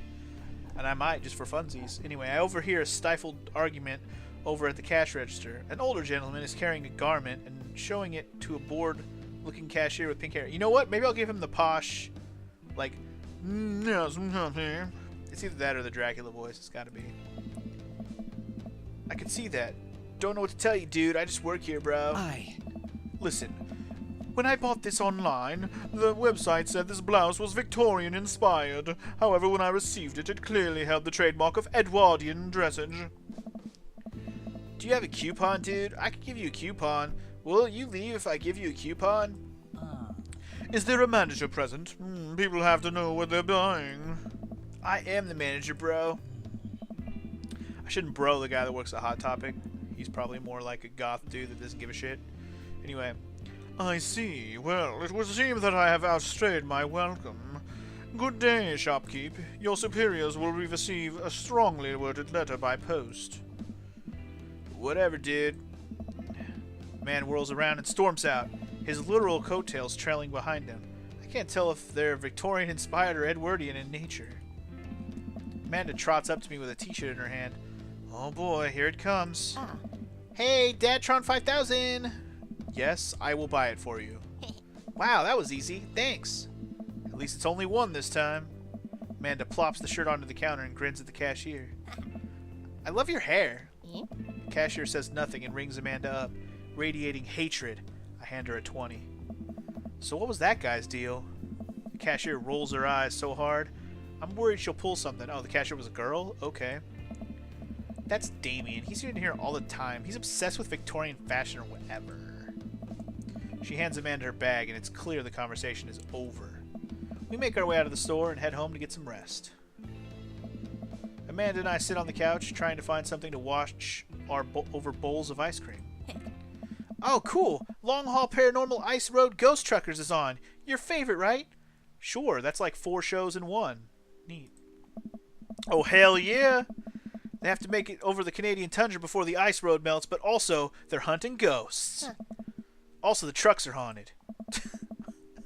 Best show ever.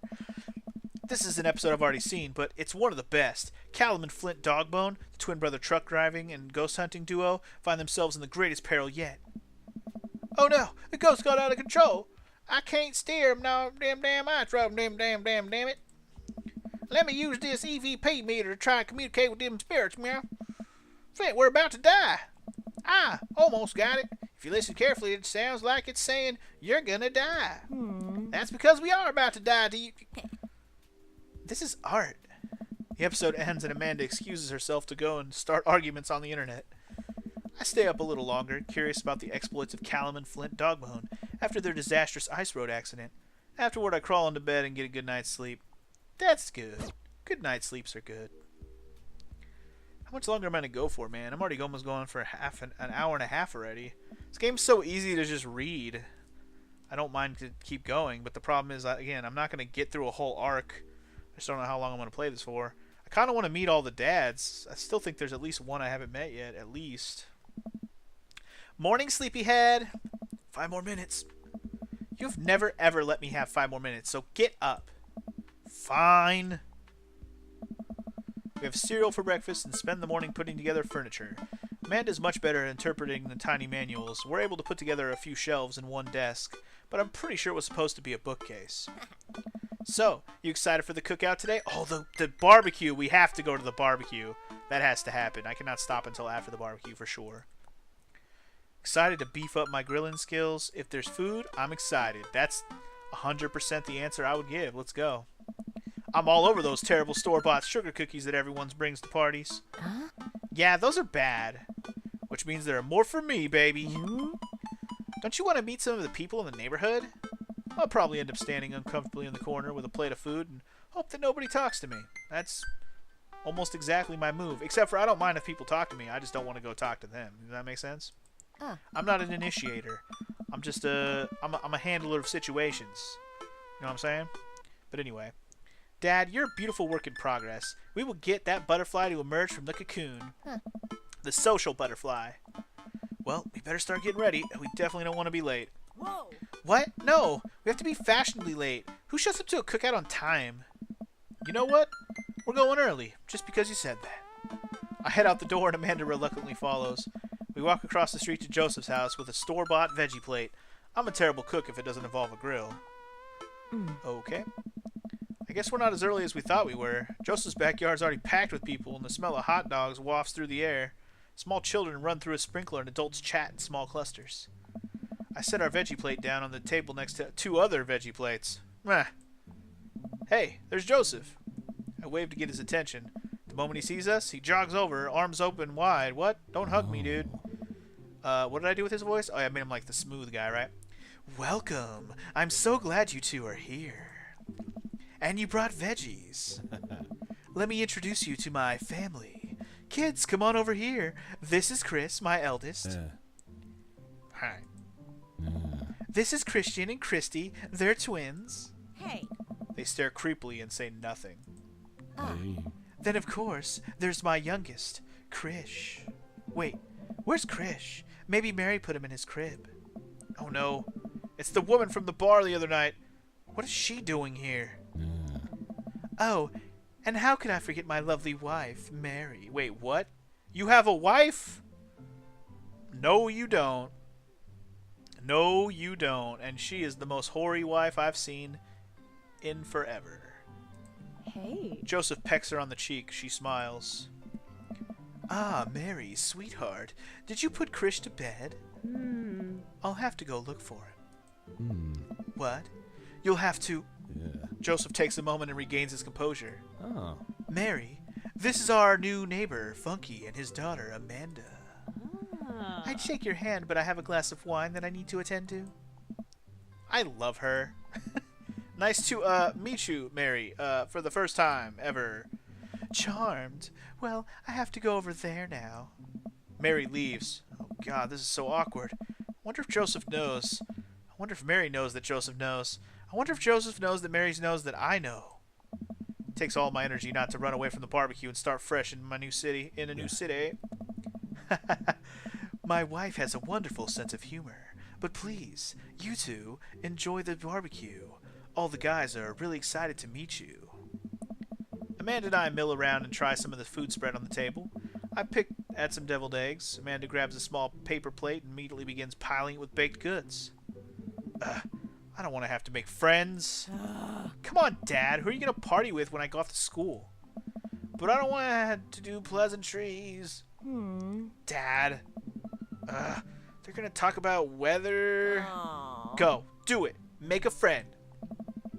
But how can I possibly abandon my only child at a social function? That's bad parenting. This plate of cookies is my new dad. Bye. Amanda shoves me into the center of the yard. Well, here goes nothing. I look around the party and I'm surprised to see some familiar faces. Isn't that the barista from the Coffee Spoon? Didn't I meet that guy at the bar? Didn't that guy throw a frisbee in my head? Isn't that the guy who was throwing a fit in Dead Gotham Beyond? Isn't that Amanda's teacher? Hey, I know Craig. Wait a second. All these people live in our cul-de-sac? That can't be right. I better investigate. Well, we might as well talk to all of them. Let's start with Robert and Brian. I glanced across the yard and noticed Robert and Brian chatting over drinks.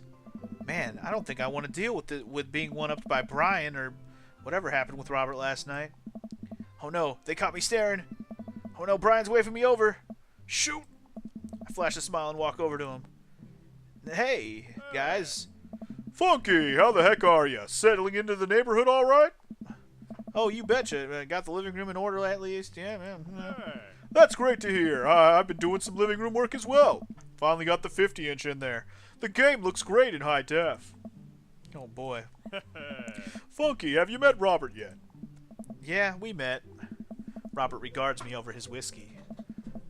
Good to see you again. We were just talking about my most recent camping trip. Spent a night out in the woods with Daisy and Maxwell. She's definitely an outdoorsy one. Even caught her first fish. It's good to see you taking your daughter out like that. I bet she loved it. And it's great that she loves the outdoors. Mine loves being inside. Brian raises his eyebrows at me. Being inside, making art. She won a local competition for that art. Yep. Did I put that on too strongly? Robert stares at me blankly for a second. Hey. Anyway, Whoa. I haven't gone camping in years. Not since the last time. Same here. Well, things change once you have Wait, what happened the last time? Hey. Robert takes a long sip of whiskey. Well, old Johnny Boy and me were out in the back country. Johnny Boy's a strong kid. Met him in my army days. Comes from Texas. They build him tougher out there. Anyways, things go south pretty quickly. Johnny Boy breaks his ankle when the rope's bridge snaps. You can see the bone popping out through the skin. Johnny Boy's screaming now, crying for his mama, losing blood. We're 2 days out from the next living soul, and here I am with my dear friend bleeding out in front of me. I'm able to dress the wound, but now I gotta fireman carry a 6-foot, 180-pound man over some of the toughest terrain I've ever been in. I won't lie to you. There were moments during those 2 days when I thought about leaving old Johnny Boy, but you build a bond with your brother in arms, and that bond never breaks. Got that boy back to civilization. I lost some of me out there. I guess that's camping for you. Brian and I stare in disbelief. Robert takes another long sip of whiskey. Hey. I'm just kidding. My friend John and I went inner tubing down a river and he lost a flip-flop. I miss that kid. Brian and I laugh nervously. Or am I kidding? Brian and I tense up again. Oh. I'm kidding. Okay, this guy's ridiculous. And apparently the voice I chose for him is going to ruin my throat. It's good stuff. Whew. Amanda and Daisy barrel up to us laughing. Daisy's holding a paper plate in front of her like a steering wheel. We gotta get off this haunted truck. Oh no, the ghost locked the doors. Yes. Quick, hit the emergency escape button. But the trucks don't have emergency escape buttons. Then hit the brake, I guess. And then we'll get out of the truck. Oh. The imaginary truck. Anyway, we're safe from the ghosts, but how will we ever survive this Arctic tundra? Daisy, you might have to eat me. Are you prepared to do that? I'm prepared to do anything to survive. That's cold-blooded. I like that. Although I'm not sure I have the materials required to properly cook you. You know, that reminds me of the last time I went skiing. Robert. Wait a second. Are you guys playing long-haul ice road paranormal ghost truckers? Yeah. Amanda and I love that show. It's the best, especially that episode where Callum hides Flint's keys and Flint retaliates by breaking an ancient cursed rune and sending the spirit after him. Yeah, it's such quality reality television. I don't watch a whole lot of television, but I do enjoy that show. That and war documentaries. Alright, Daisy, I found us a couple of bugs. They're going to make a great meal. Lots of protein. Going to keep us from starving out here in this harsh, icy wasteland. But there's a whole table of food right over there. Daisy, it's a game. We're playing pretend. It's what kids do. Live a little. Amanda gives Daisy a handful of gummy worms from the snack table. They eat them with mock disgust. Let's go find kindling for a fire. Alright. Okay. But not an actual fire. Because we're playing pretend.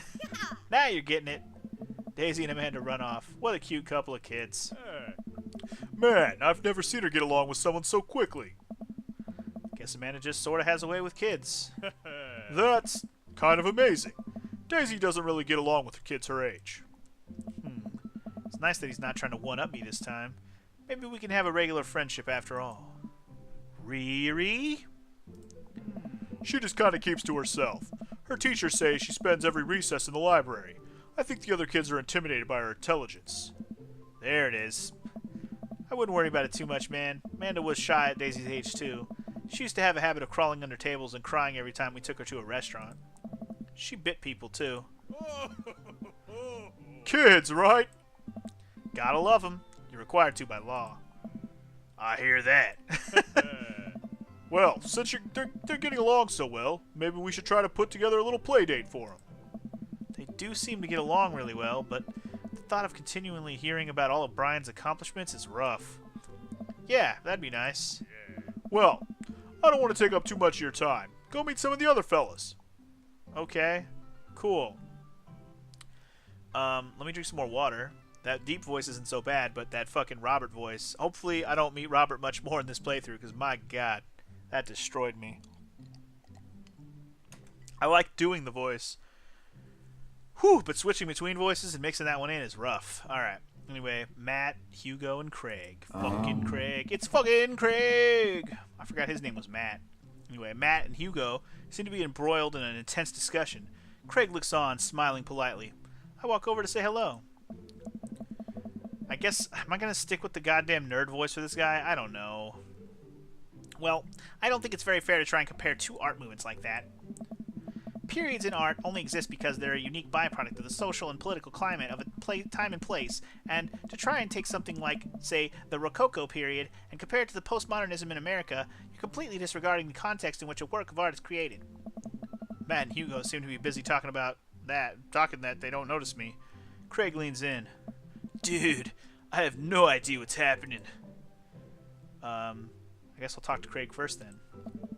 I turn my attention to Craig, who seems a little more attentive to my existence. How'd resistance training go the other day? Oh. Great, bro. Little River here is a great cheerleader.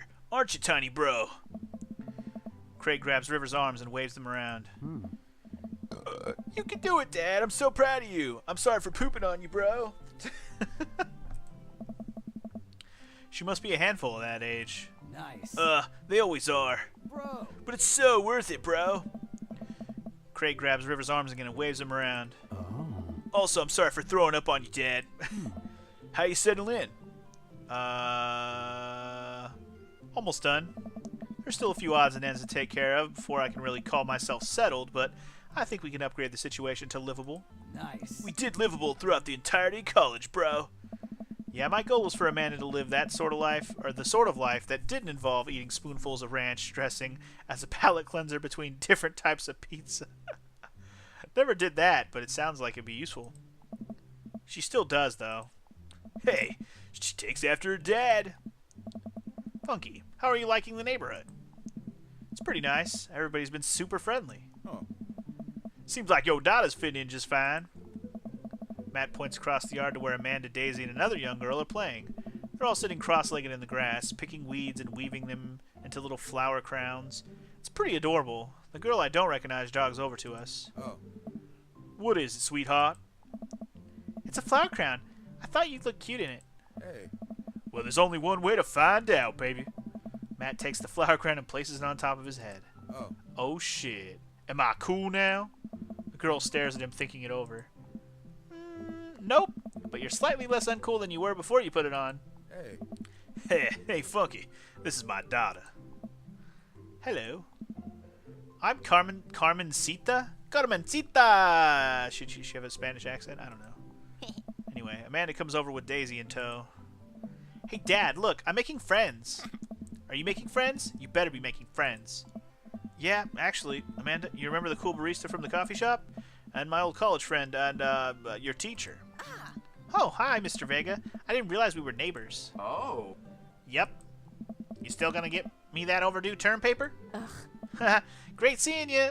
Amanda finger guns her way out of the conversation like a champ. She learned the finger guns move from me. I'm very proud. She's definitely a charmer. Speaking of which, where did my son go? Sweet Manchego. Sweet Manchego? No way. Hugo looks around the party. He must finally spot him because his eyes go wide. Sweet Manchego. Sweet Manchego. What? That doesn't sound like Aaron anymore now that I hear it, but maybe it still is, and it's just the way he says it. I don't know. Anyway, Ernest Hemingway Vega, are you smoking? Ernest Hemingway Vega. Wait, you know what? Was it the kid that was in the hallway? Oh. Ernest is holding a lit cigarette. Nope. I see Ernest across the way. He casually takes a long drag of his cigarette and then flicks it into a gutter. Oh. Unbelievable. Excuse me. Hugo marches over to Ernest, and I turn my attention to Matt and Craig. Kids, right? Oh. Man, I do not envy Hugo. The last barbecue we had, Ernest tried to shove a sparkler down Joseph's pants. Nearly burned down half the yard. And the barbecue we had before that, bro, he actually burned down half the yard. And then spread into my lawn and burned down half my yard, too. Okay, that is definitely not the kid we met before. He does look like a little douchebag, though, with zits all over the place. Anyway, Hugo walks back over to us, practically dragging Ernest behind him. Oh. Hey, everybody. Sorry about that. Funky, this is my son, Ernest. Hello. Ernest looks away, sulking, his hands shoved deep in his pockets. Hugo nudges him impatiently. Hey. Nice to meet you, Ernest. What grade are you in? Doesn't matter. Oh. Ernest? Okay. I'm in 8th grade. God, are you happy now? I'm sure you were just dying to know. Yeah, good for you. Can I go now? I'm tired of talking to old dudes who blame my generation for the failing economy. Ouch. I don't know. Ernest? Oh yeah, because I'm totally embarrassing you. Ernest puts earbuds in and storms off to stand in the corner. Well, that was certainly something. He seems nice. Hugo puts his head in his hands and sighs. Oh. I'm so sorry. He's having a really rough time.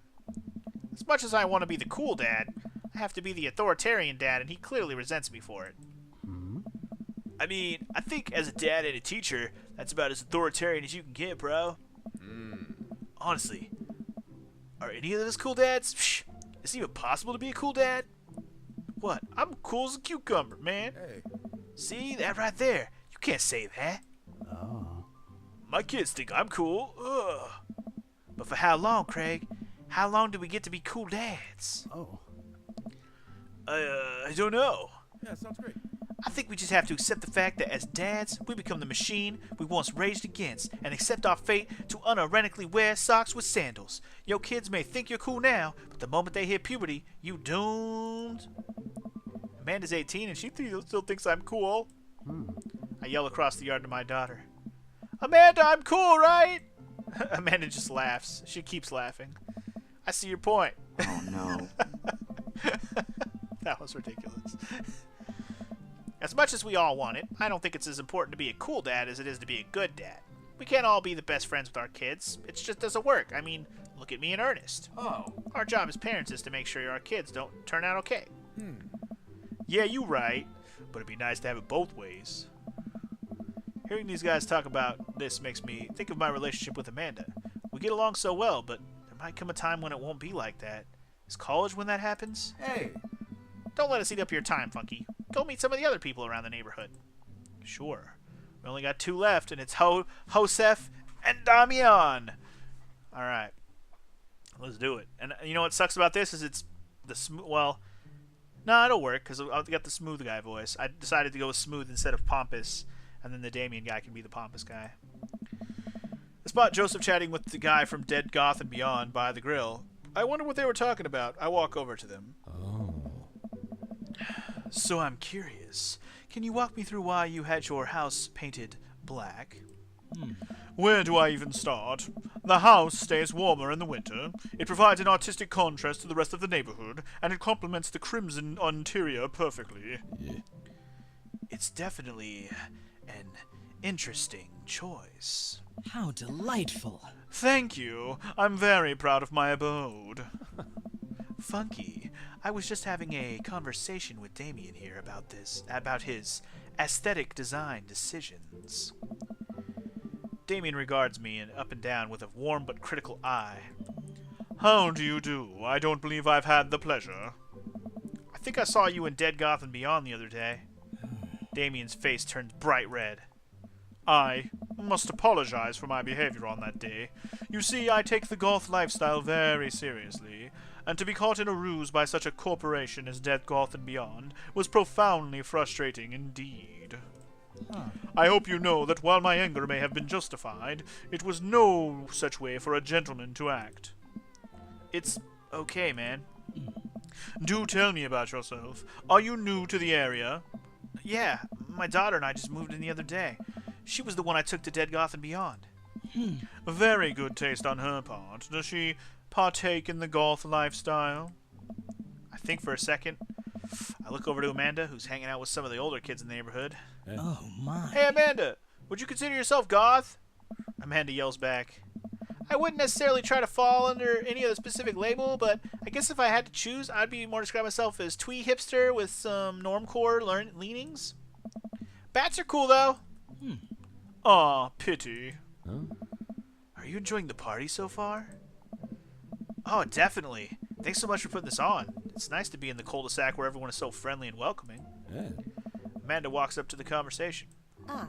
I also like The Lost Boys a lot. Really good movie. Does that count as goth? That it would, my dear. I don't believe we've had the pleasure of meeting. Damien Bloodmarch at your service.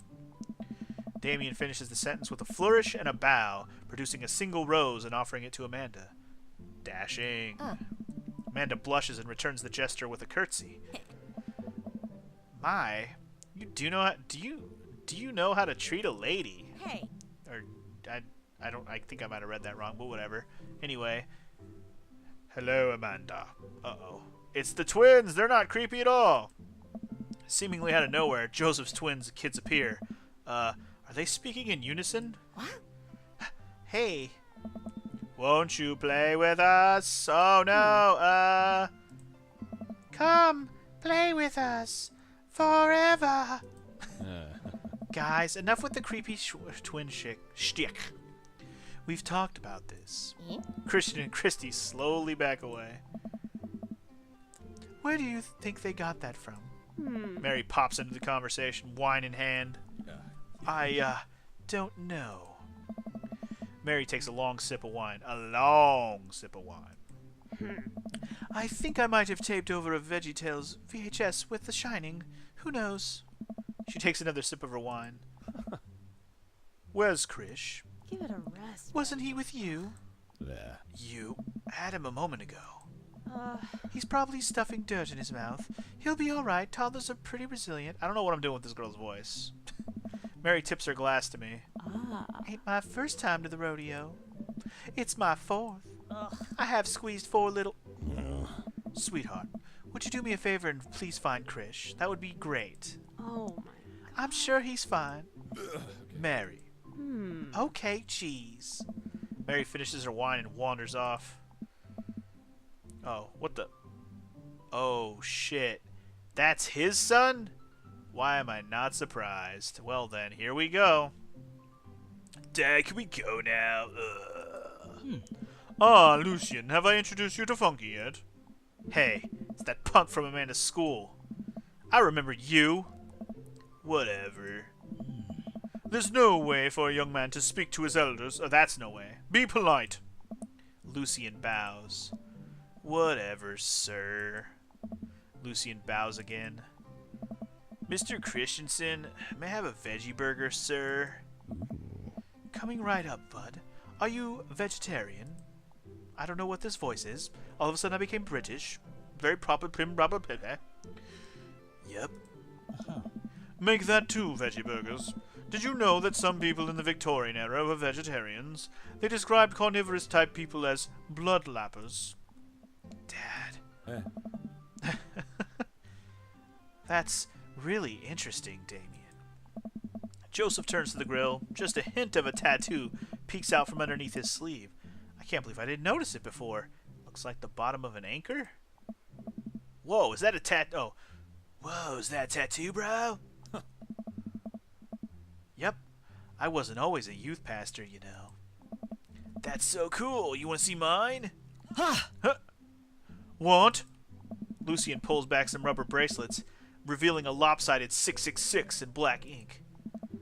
My buddy gave me a stick and poke tattoo last week. I think it's healing up pretty good, yeah. Lucian, we'll talk about this later. Oh. That's pretty cool. What's the significance of the tattoo? I just thought it looked sick. Well, in my opinion, the only reason you need to get a tattoo is because you want one. Careful though, that number carries weight, boy. Man, Joseph is a way cooler youth pastor than I thought. I just figured youth pastors popped out of the womb with a Bible. I wonder what he did before preaching. And without further ado, let's work some magic. Joseph closes his eyes, takes a deep breath, and gets to work. With the greatest of ease, he sets patties on the grill, flourishing as he flips his spatula in the air. It's easily some of the best grill work I've ever seen. You guys think this is my first time in front of a grill? Psh! He's working faster now, effortlessly tossing cheese onto patties and perfectly grilling onions on the side. One after another, the dads take notice and crowd around Joseph to admire his masterful technique. You probably didn't know this about... Let's start that sentence over. You probably didn't know this, Funky, but Joseph's known around here for his grillmanship. He's ungrill-leavable. Hey! I tried to get on this level, but I just can't catch up. Oh no! The jokes! My soul, it's melting. Let us keep studying, but he has a rare quality about him. Oh god. Mustard, we keep talking about this. Can't we just appreciate the artist? Oh. I've never seen him make a mistake. Hey! Mistake. Okay, we need to stop. This is getting too cheesy. Please stop! All of the children at the party boo the glorious display of puns in unison. Nice. All right, guys, the food's ready. Please form an orderly barb-EQ. Amanda groans. We all grab our food and hang out, enjoying perfectly cooked cheeseburgers. Hey? Man, it's so wild how all of us dads live in the same cul-de-sac. Hey. Kinda nice, isn't it? Feels like there's a real community here. Totally helps when you're just a single dad trying to raise a kid. Oh. We're happy to have you here, man. I think you're gonna like this neighborhood a lot, bro. Oh. Plus, Amanda seems to be getting along with all the kids. If she decides to get into the babysitting game, she'll really make a killing. Hey, why don't you add us all on Dadbook? Dadbook? Dadbook? Yeah, it's a great social network for dads to keep in touch with each other. We're all on it, so if you ever need to reach out to anyone, that's the simplest way to do it. Sorry, I'm just an old-fashioned dad. Social media goes over my head sometimes. Don't worry, Pops. I'll help you figure it out. The rest of the barbecue goes smoothly. We all trade stories and drink beer as our kids play on the lawn. Amanda breaks up a fight between Carmencita and those weird twins. I think they wanted her soul. Because they don't have one. They just needed one. Amanda and I walk back to our place as the sun sets over the neighborhood. It looks like I got an achievement. I guess I'll go for a little bit longer. I'm almost at the 2-hour mark. Let's just hit that 2-hour mark and maybe find a good stopping point. Pretty fun party, don't you think? I mean, I got a burger, so that's cool. It felt like it was at a network. Wish I could have played Paranormal Ice. That's what I'm going to say. You and Daisy seem like you were having a way better time than I was. Because we were. Well, hey, at least you met some other cool dads. You should hit them up on Dadbook. Maybe I will, if I ever figure out how social media works. I have a good feeling about this place. Me too, Dad. Alright. Are we good, or what? Amanda and I arrive home with the remnants of our veggie plate. Seems like nobody was really into the cauliflower. Any big plans for this evening? Actually, yeah, I'm going out with some friends. Oh.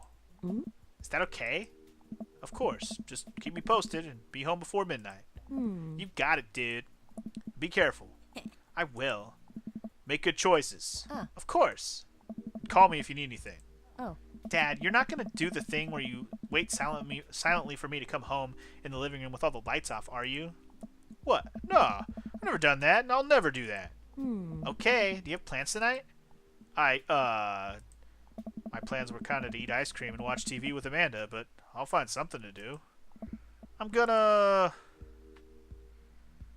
throw a party. A real rager. All the other dads in the neighborhood are invited. I'll see if I can get you a spot on the list, but honestly, it's looking tight and you may just have to wait in line. I know the guy at the door. I'll get in no problem. I'm just relaxing tonight, okay? Have fun. Have fun. Have fun, okay? Ah. Great. See you later. I watch Amanda drive off into the night. I really do hope she has fun. I plop down in front of the TV and turn on some Wine and Dine Mastermind with the celebrity chef, Gavin Chapman. Looks like Gavin's making a roasted rack of lamb with rosemary mashed potatoes, and holy shit, that makes me hungry. It's a good thing right after I'm done recording this, I'm gonna go eat me some dinner. I'd love to be able to cook like that, although I think if I was actually good at cooking, I'd use my powers for evil. Like just making baked Alaskas all day instead of any food of real nutritional substance. The hell's a baked Alaska? The fuck is that? Man, Gavin Chapman just caught that thing on fire, but he meant to do it. What a professional. I lose track of time as I blaze through several episodes of Wine and Dine Mastermind and also one episode of some cooking show called Meat Hell. I'm not even sure what that one was about. Just a lot of yelling. I glance at my watch. Man, it's almost midnight. I should check in with Amanda. I send a text. Hey kiddo, you good? I wander in the kitchen as I wait for a reply. Amanda's phone is almost always in her hand, so I'm sure she'll respond soon. Unless she's driving home now, in which case I hope she doesn't respond soon because I definitely taught her better than to text and drive. I reach into the freezer and grab an ice cream sandwich. It's a little late for this, but I think I earned it after a long day of socializing. I check my watch again, and then my phone. Nothing yet. Okay, see, now I'm worried. Do I call her? Do I call the cops? Nah, it's too soon for that. I'll just send her a gentle reminder text. What's up? Half an hour passes. Okay, now I'm really worried. The episodes of Gavin and Chapman's Meat Hell are not only assuaging, I don't even know how you pronounce that word. I know the word, just never know how to say it. Assuaging my anxiety, but possibly exacerbating it with all the yelling. So I keep pacing around the house, waiting for her to come back. Why didn't I find out where she was going? Who she was even with? Why don't I know why don't I know any of her friends' phone numbers? Why don't I even know of any of her friends' full names? Who is Emma P? I decide to send her another text. Amanda, please text me and let me know you're okay.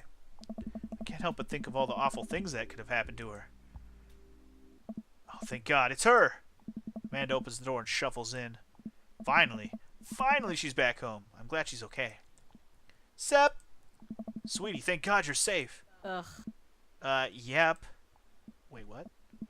But now that I know she's okay, I'm really mad. Why didn't you answer my texts? Amanda pulls her phone out of her pocket. Huh. Oh, whoops. Guess I didn't see those. She starts to walk into her room. Bitch, don't even play me right now. Amanda Ann, bitch. Whoa, we're pulling out the middle name now? Amanda, you came home an hour and a half after your curfew, and you didn't respond to any of my texts. You really freaked me out, okay? I was about to call the cops. Dad, you're seriously overreacting. You're not going to be like this when I go off to school, are you? I don't like your attitude. I have a right to be concerned, Beeze. You're my only daughter. Well, I can't give you a play-by-play of everything I do all the time. I'm 18. You should be giving me a curfew in the first place. I sit down on the couch and put my head in my hands. I feel very tired all of a sudden. You really scared me. Just please don't do that again. Alright, I'm gonna go to bed now. Problem child. Amanda closes the door to her room and I head to mine. Jeez. As I'm falling asleep, one thing she said keeps echoing in my mind. You're not gonna be like this when I go off to school, are you? I definitely didn't sleep well last night. I brewed some strong coffee. And now we have music. Nice. Make some scrambled eggs for Amanda as a peace offering. Oh. She eventually wanders into the kitchen. Hey. I thought about what you said last night. I should have texted you. I said I was going to do it and I didn't. And honestly, just didn't even think about it. I'm really sorry, Pops. I won't do it again. Well. Good. Well, good. What? Good. Alright. Want some eggs? You know it. Sprinkle some cheese on them? Already did. Bless you. Amanda scarfs down the eggs in time in the time it takes me to wash the pan. Alright, I'm off to school. Smell you later. Wait, one more thing before you go. What? What's Dad Book? It's a social media platform. Wait. What? What's a social media platform? Dad, I have to go to school. Come on, Amanda, I'm an old man. I can't put together a Dad Book profile on my own. Alright, I'll help you sound interesting on the internet. Amanda spends the next couple of minutes setting up my profile on Dad Book, which as it turns out is a place where dads can get together and talk about fatherhood. Alright, Pops, we gotta fill out your profile. Let's get some likes and dislikes. Okay. Let's go, dude. On a Friday... Oh my god, I have to do this! This has to be in the video! Come on! We can't skip this! On a Friday night, you are most likely to... Polish and sort my coin collection. Netflix and grill, baby! Fall asleep watching the History Channel. Torment my children with dad puns. Sink into a blissful oblivion. Sleep. On a Friday night, it's all about that... It's all about that Netflix and grill, baby! If you had one thing to take with you onto a desert island, what would it be? My trusty grill, the lost shaker of salt, cast away on DVD for instructional purposes. That's funny. A boat, obviously. I don't need anything. My survival skills have trained me for this day. Ooh. One thing onto a desert island. I would definitely take a boat. Duh. What are your turn-ons? Strong dad arms. Tennis shoes with long white socks. A well-manicured lawn. Street smarts. Top-tier grillmanship. Comfortable with crying. How about none of the above? None of these things turn me on. But I guess if I was a dad... which one would turn me on? I feel like I'd be very impressed with top-tier grillmanship. What do you want to be when you grew up? Wait, what did you want to be when you grew up? Technical writer for manuals and instructions. Salty boat captain. Pro skater who is also an astronaut. Good father or the president of space. I wanted to be cool guy. This seems like the coolest of cool guys. What's your favorite movie genre? War documentary, Sean Connery's entire filmography, anything on Laserdisc, romantic comedies, whatever will make me cry, old comedies that haven't aged well. Well, none of these, first of all, but the closest thing would probably be this one. What's your ideal date? Napping together, doing a 1,000-piece puzzle together, eating a healthy dinner at 4 p.m., trying to geocache but getting hopelessly lost, arson, or being emotionally vulnerable. You know what? I'm hella nerdy, dude. I would totally... Dude, it'd be... man. That's what... See, this is the dream right here. Sit there with a significant other and just do a puzzle. Just sit there, do a puzzle, maybe have some drinks, watch some TV, do a fucking puzzle, dude. That sounds fucking awesome. What do you never do? What do you never leave home without? A sensible cardigan, my sick vape, bro. My book of word jumbles and a pen. A cool knife. My grippingly low self-esteem. I frequently forget my phone, keys, and wallet at home. Sometimes. That's a never. I never leave home without... none of these things, because I don't do any of these things. But I will go ahead and say word of jumbles, because why not? Something to do. Spend a lot of time thinking about... Conspiracy theories, how proud I am of my child, potential ends of the world, if I'll ever be able to love myself as much as I love my grill, when I can get my next cup of coffee, and lawnmower modifications. Wow. I mean, indirectly, I probably think about this one. Not necessarily a cup of coffee, but I am always thinking about, what am I doing later? What am I doing later? What am I doing after this? What am I doing after this? I don't do that all the time, but when I have a moment, I do spend time doing that. So... I don't know. It's either that. No, I'm not a conspiracy end of the world guy, so those ones don't work for me. Profile complete. See, that wasn't so bad.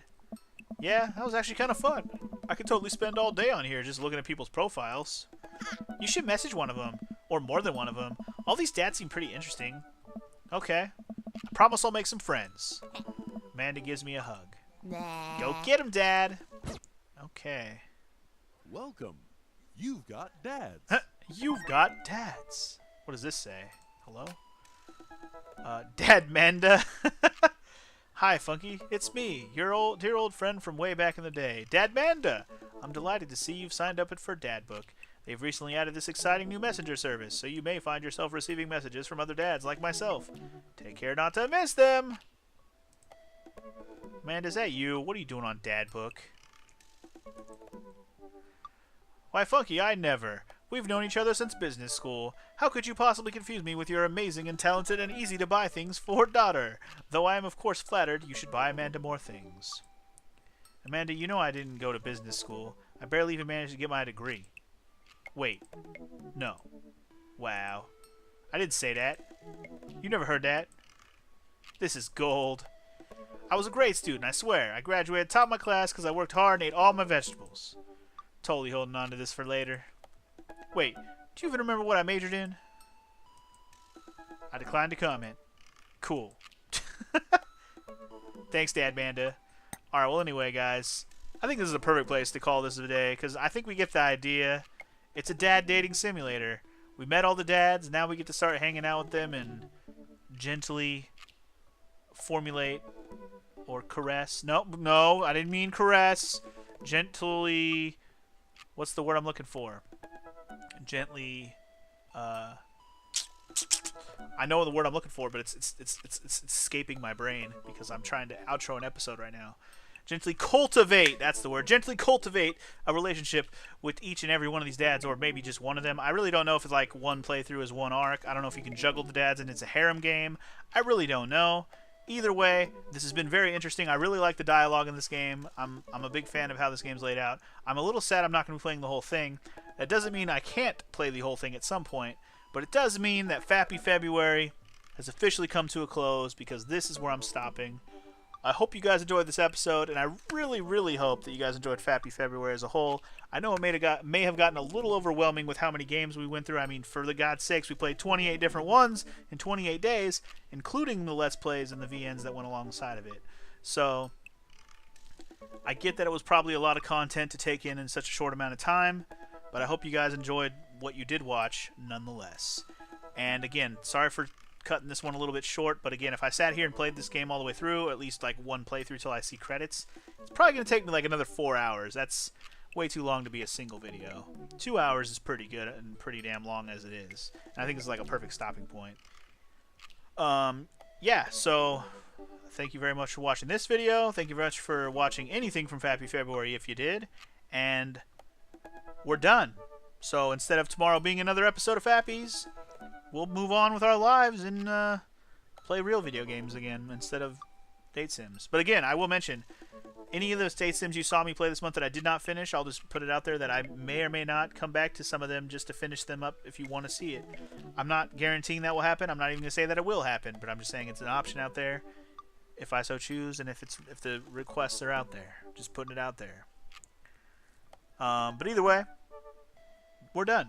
So I'll see you guys on the other side. Hope you enjoyed the month, and I'll see you later. Peace!